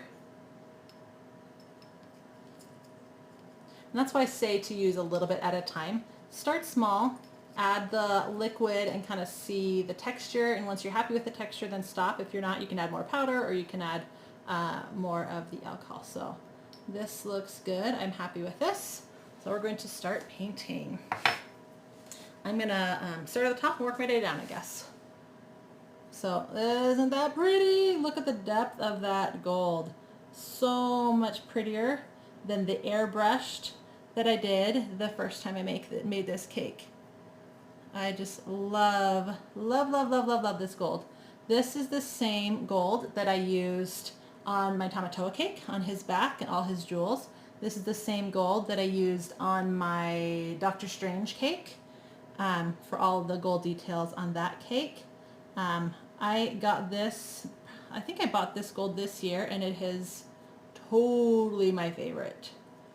So with this, with airbrushing, you can do multiple layers. You can in fact, it works best to do multiple layers. It works best to do the airbrush, let it dry, airbrush another layer on.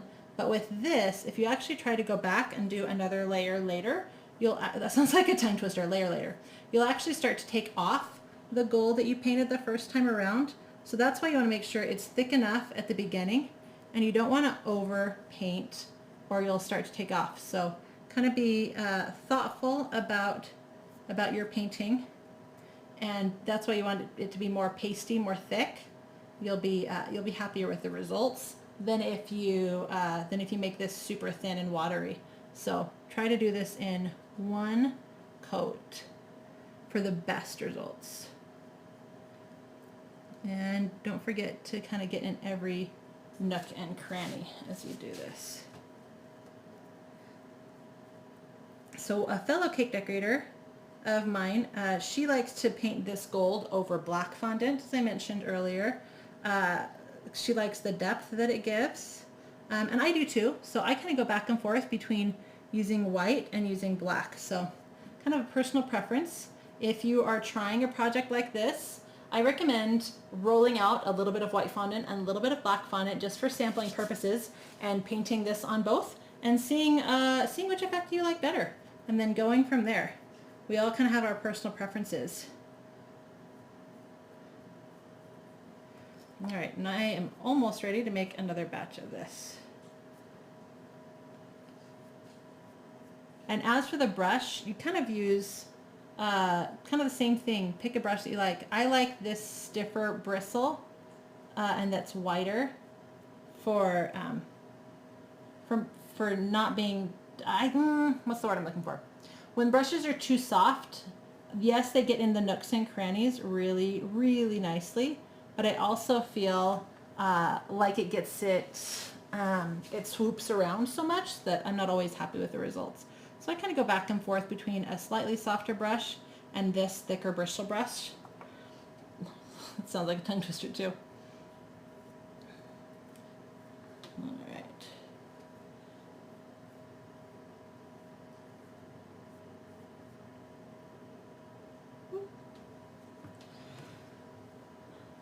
And just keep going.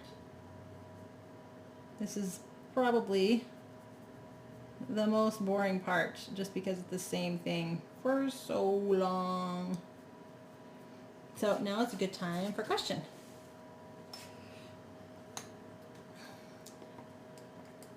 Oh, thank you so much, Chloe. I'm glad that you like it. So Chloe said that she saw the Tamatoa cake before she even watched the movie. That's really funny. I obviously watched the movie first before making that. And yet I still made a ton of mistakes that people love to catch and point out. But yeah. You also want to make sure that you don't have like little clumps of the gold powder as you're mixing it. I just love how that brush looks, right? So pretty. Now, usually, if I wasn't trying to do this live, I would actually let the cake and all the decorations on here dry, because I'm trying to get this all done in one sitting for you. Some of these components that we more recently added are a little bit kind of moving around a little bit. So if you're making this at home, I would just let it dry, go off, help your son with a bagel, and come back to it once all the components are dried. It'll be much easier to paint at that point than trying to do it while it's all still a little bit flimsy, if that makes sense.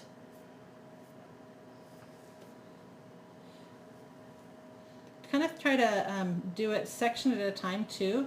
You'll keep your brush strokes less evident if you kind of do an entire section stroking in one direction, and then moved on to a different section before you maybe change angles.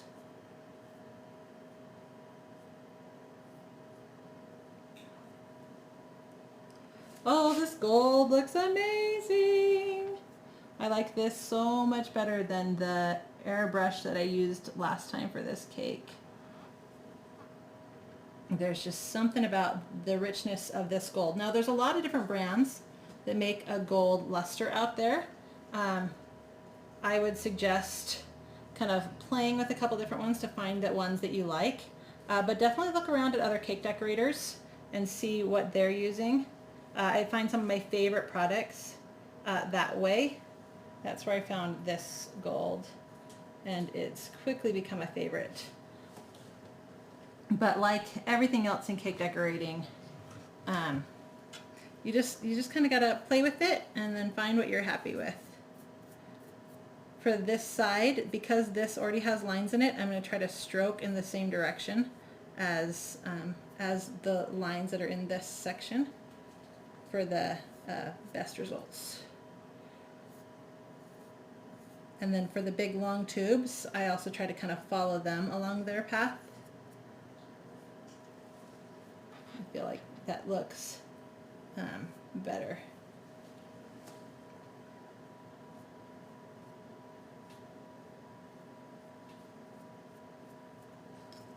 But you can see where this is meeting, or where I'm like having to brush it twice. where it starts to kind of wipe itself away if you're not careful. And don't overwork it. That's a big tip of mine for cake decorating is you, at some point, it's just got to be done. You don't want to keep overworking something because you can actually end up making it worse instead of better if you keep going. Frosting's a really good example of that. You can be frosting and frosting and frosting and frosting and trying to get smoother and smoother and smoother and smoother, and then pretty soon you've scraped it all away and you have to start completely over again. You know, kind of give everything 2 times maybe and then stop.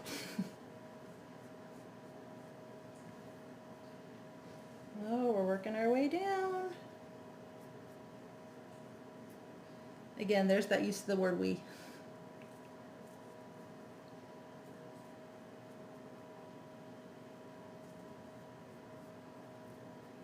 I think it's from all of my years as a cake decorating instructor in person. You know, I'm used to instructing while people are doing it at the same time, and so then the we applies. Hey, okay, now we're gonna work on this, you know. It's a little different than doing it solo.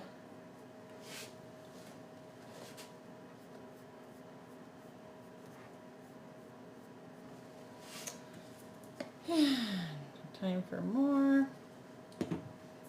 Oh, we have gold everywhere.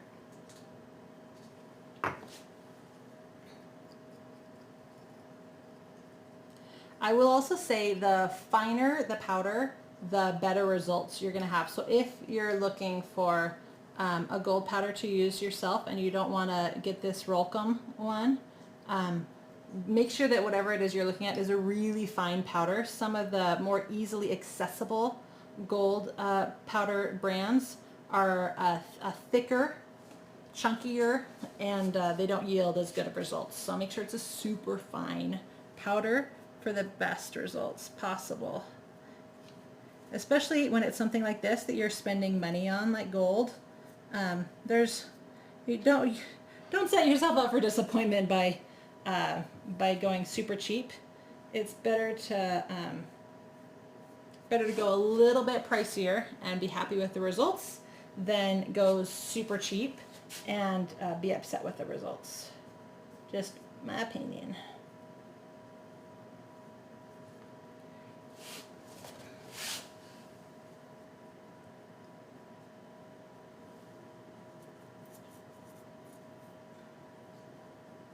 Sometimes as you're turning your cake around, you'll notice a spot that you already did that maybe you missed because you're seeing it from a new angle. Like right up here, I realized I missed a bunch of stuff. But because you want to be careful when you go back, I kind of tend to more dab than brush if I go in to like fix some areas. And if you need to switch to a smaller brush for certain details, you can totally do that too.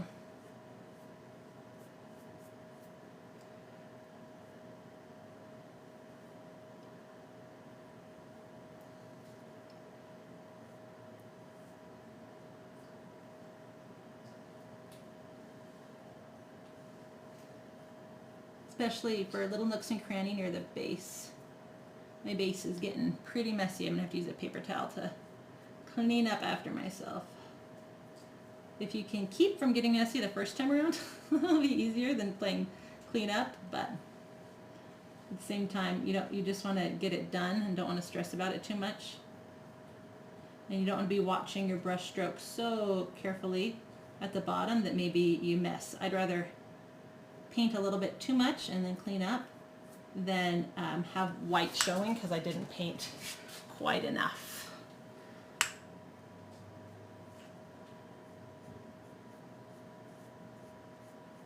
Oh, this cake is coming together so beautifully. So excited. It's so great when you hit the point of a cake that you like see your vision, right? That you're like, okay, whoo! I didn't just totally mess that up. Well, that's pretty good. Kind of a relief to get to that point.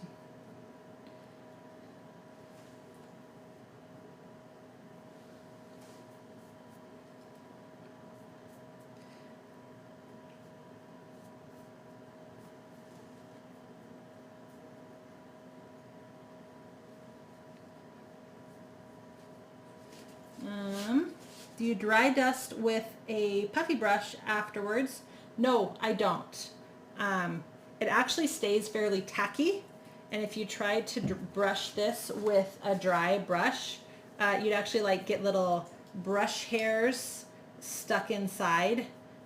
Nope, I leave it nice and shiny and finished. Plus, the brushing with the dry powder actually creates a different effect than getting the powder wet and turning it into a paint or paste. So no, I'm not going to go back over this with the dry. This is it.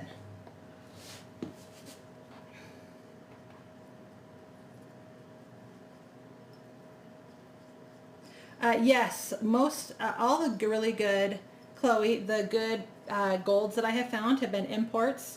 Lately, Australia's really picked up their cake decorating game, and I'd say they have a lot of really good results when it comes to product. But yeah, UK has a lot of really good products as well. And our American cake decorating companies are getting, as it becomes much more popular, they're getting a lot better at their products as well. But my rule with ordering things is kind of, if I can't get it in 2 days from Amazon Prime, I don't order it. And my exception to that is good cake decorating supplies. They're worth ordering from overseas, they're worth paying shipping for, and they're worth waiting for. So it's one of those things though that you definitely have to think ahead. I want to say the company that I order my gold leaves from for my gold leaf cake is in China. So again, it's not one of those things that you can just go pick up at a store. You definitely have to think ahead when ordering some supplies.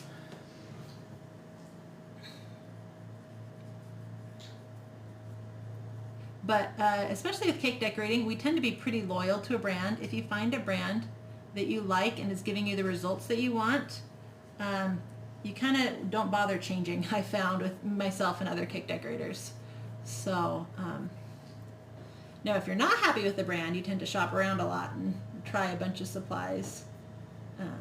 But cake decorating can be expensive, so it's kind of nice to go off of somebody else's recommendation rather than spend a bunch of money yourself.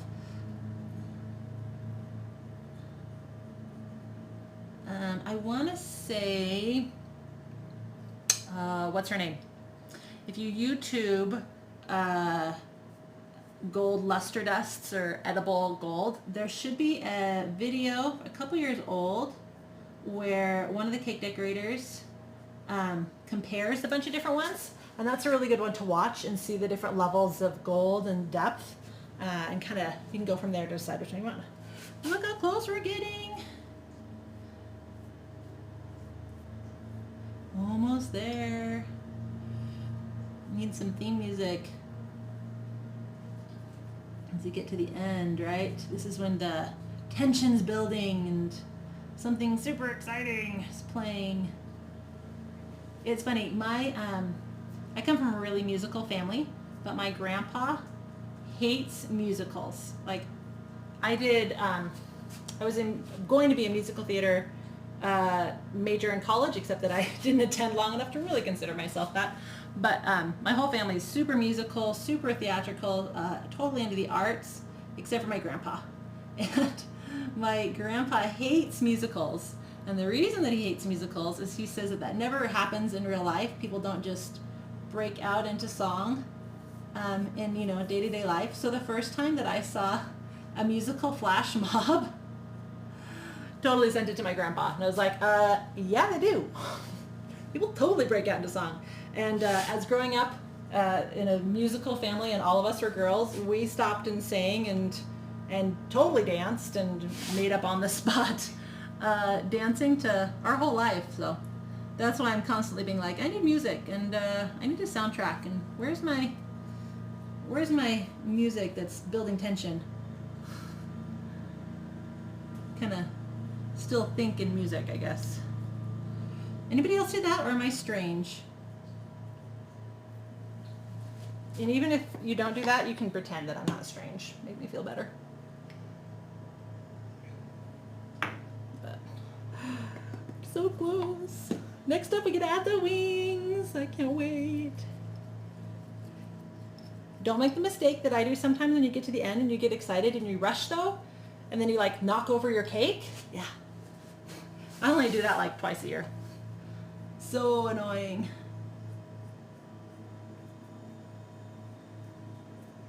You also want to make sure as you're making up all these different batches of the paint that you're fairly consistent. Like this one I'm noticing as I'm brushing it on, which made me think of this, is a little bit thinner than my last batch.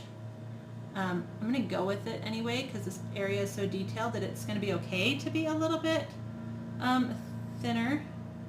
It's going to kind of flow into all the nooks and crannies really nicely. But you kind of want to watch that as you go. All right. Let's do a final spin. See if I'm missing anything. Right up here. Okay. So we're going to do a spin at a low angle like this, looking from down below. And then we're also going to do a spin from a higher angle. Because there's nothing worse than thinking that you're done and then noticing something. Oh man, I have a whole little white section right there. That's why we do the check.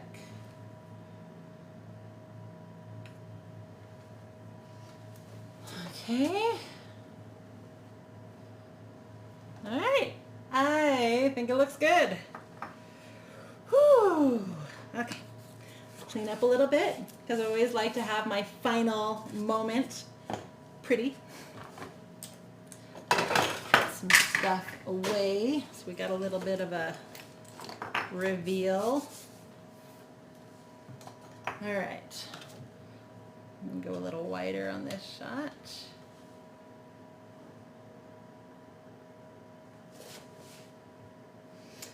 Okay. Right, there we go. Look how shiny that is. Way more better. It looks way more like a Snitch than my last version. Remember this? Ooh, can we show them the last version? The before and after. This is the first time that I made it. Used yellow fondant and then airbrushed it. And then this time, oh, that gold is so much better.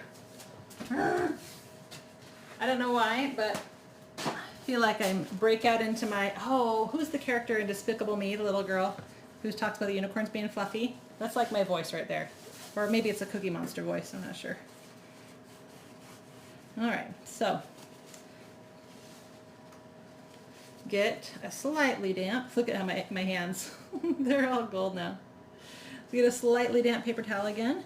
We're gonna quickly clean up our cake stand so that we can add our wings and have an awesome reveal.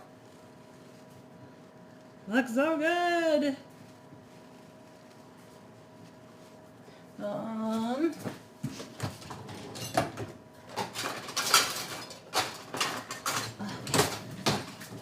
Small spatula. I usually like to use the pointed one, but I only gave it a second of looking, couldn't find it. So take a small spatula and put it inside your paper towel like that, and then you can use that along your edges. Fold it back. You want to be careful not to, of course, rip through your paper towel, but your hands and your fingers can't really get down to the nooks and crannies as good. So this is a really good way to go for cleaning. I use this to clean up edible paint like this, or ganache, or other mishaps along the cake stand. And then after it gets, after it starts to get a little dirty, then you're going to want to refold it and get a clean edge to keep going.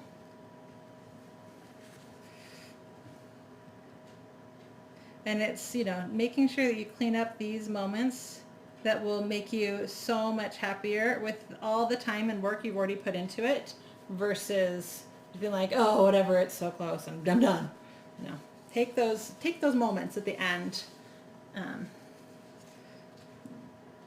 Put enough work into this, right?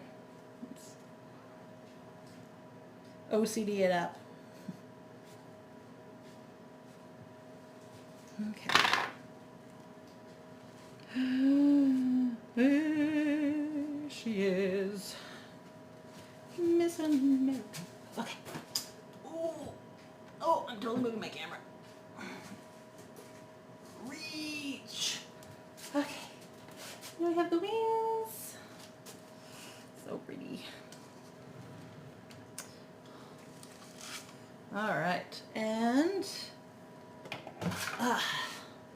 you want needle nose pliers for this. If you try to use your hands to grab this and shove it in, one, your thumbnail and pointer finger, I mean, yours might be thinner than mine, but either way, they kind of get in the way.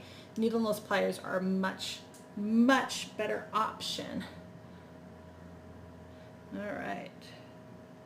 So you can get it started with your finger, but you're going to want to push it the rest of the way in with your needle nose plier. There we go. Look how good it looks. Looks awesome. All right. Grab the other side. Get started.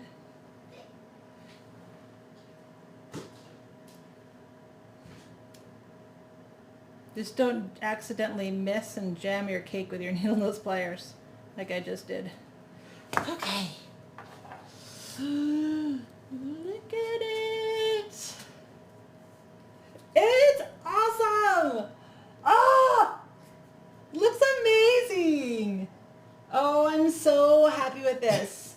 This is way, way cooler than the first time I did this. So awesome. Ah, and look at the fringy little, right? That looks so cool. Am I the only one who gets super tickled with herself? What do you think? Dad, you like it? Yeah? Yeah? Use your words. Yeah, you're a little piggy. All right.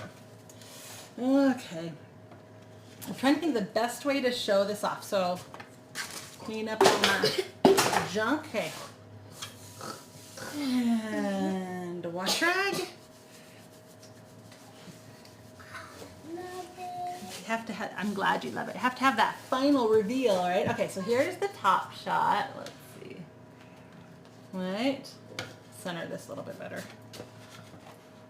Look at it. So amazing. And so shiny. Are you singing Harry Potter? Alright, let's change this angle a little bit. Like I said, my life is a musical. Okay.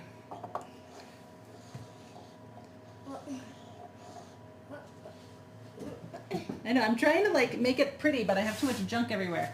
Okay, walk over there.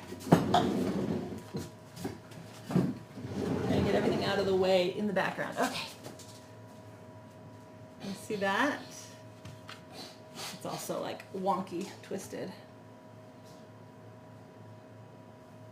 Is that better? And that's it. It's finished. Looks amazing. The back, the wings. Woo! All right, I could just look at it all day. Oh my word, it turned out awesome. Agnes, thank you. Yes, that's her name. I feel like Agnes. Ah, I feel like I could just watch this on repeat all day long, right? You need like some love music now. Lionel Richie. That's what I need. I need some Lionel Richie right now. That'd be perfect for this, right? It's lovely. Turned out so good. All right. So, live. We made a cake live. I made a cake in less than 18 hours. It's pretty impressive for me. I hope you enjoyed this live show. My plan is to live stream every single week, so leave me a comment letting me know what you want to see more of. Do you want to see more cakes like this? Do you like themed stuff, movies and books? Would you prefer just like a classic cake, you know, layers, chocolates and vanillas and mousses and chocolate drips and shards and stuff like that? Or recipes. My plan is for next week is to do pumpkin puree from scratch from the pumpkin itself, and then make a pumpkin pie. So if you want to see more of like holiday stuff, we have so much holiday coming up. Thanksgiving is my favorite holiday. I make so much Thanksgiving food. So tons of ideas. This is going to be every Wednesday from now on. Super excited about this. So don't forget to subscribe if you are just viewing this and you just barely found me. If you want to see more cakes and recipes so you don't miss anything.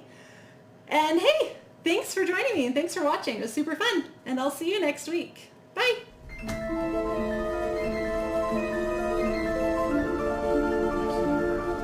All right, so I have it.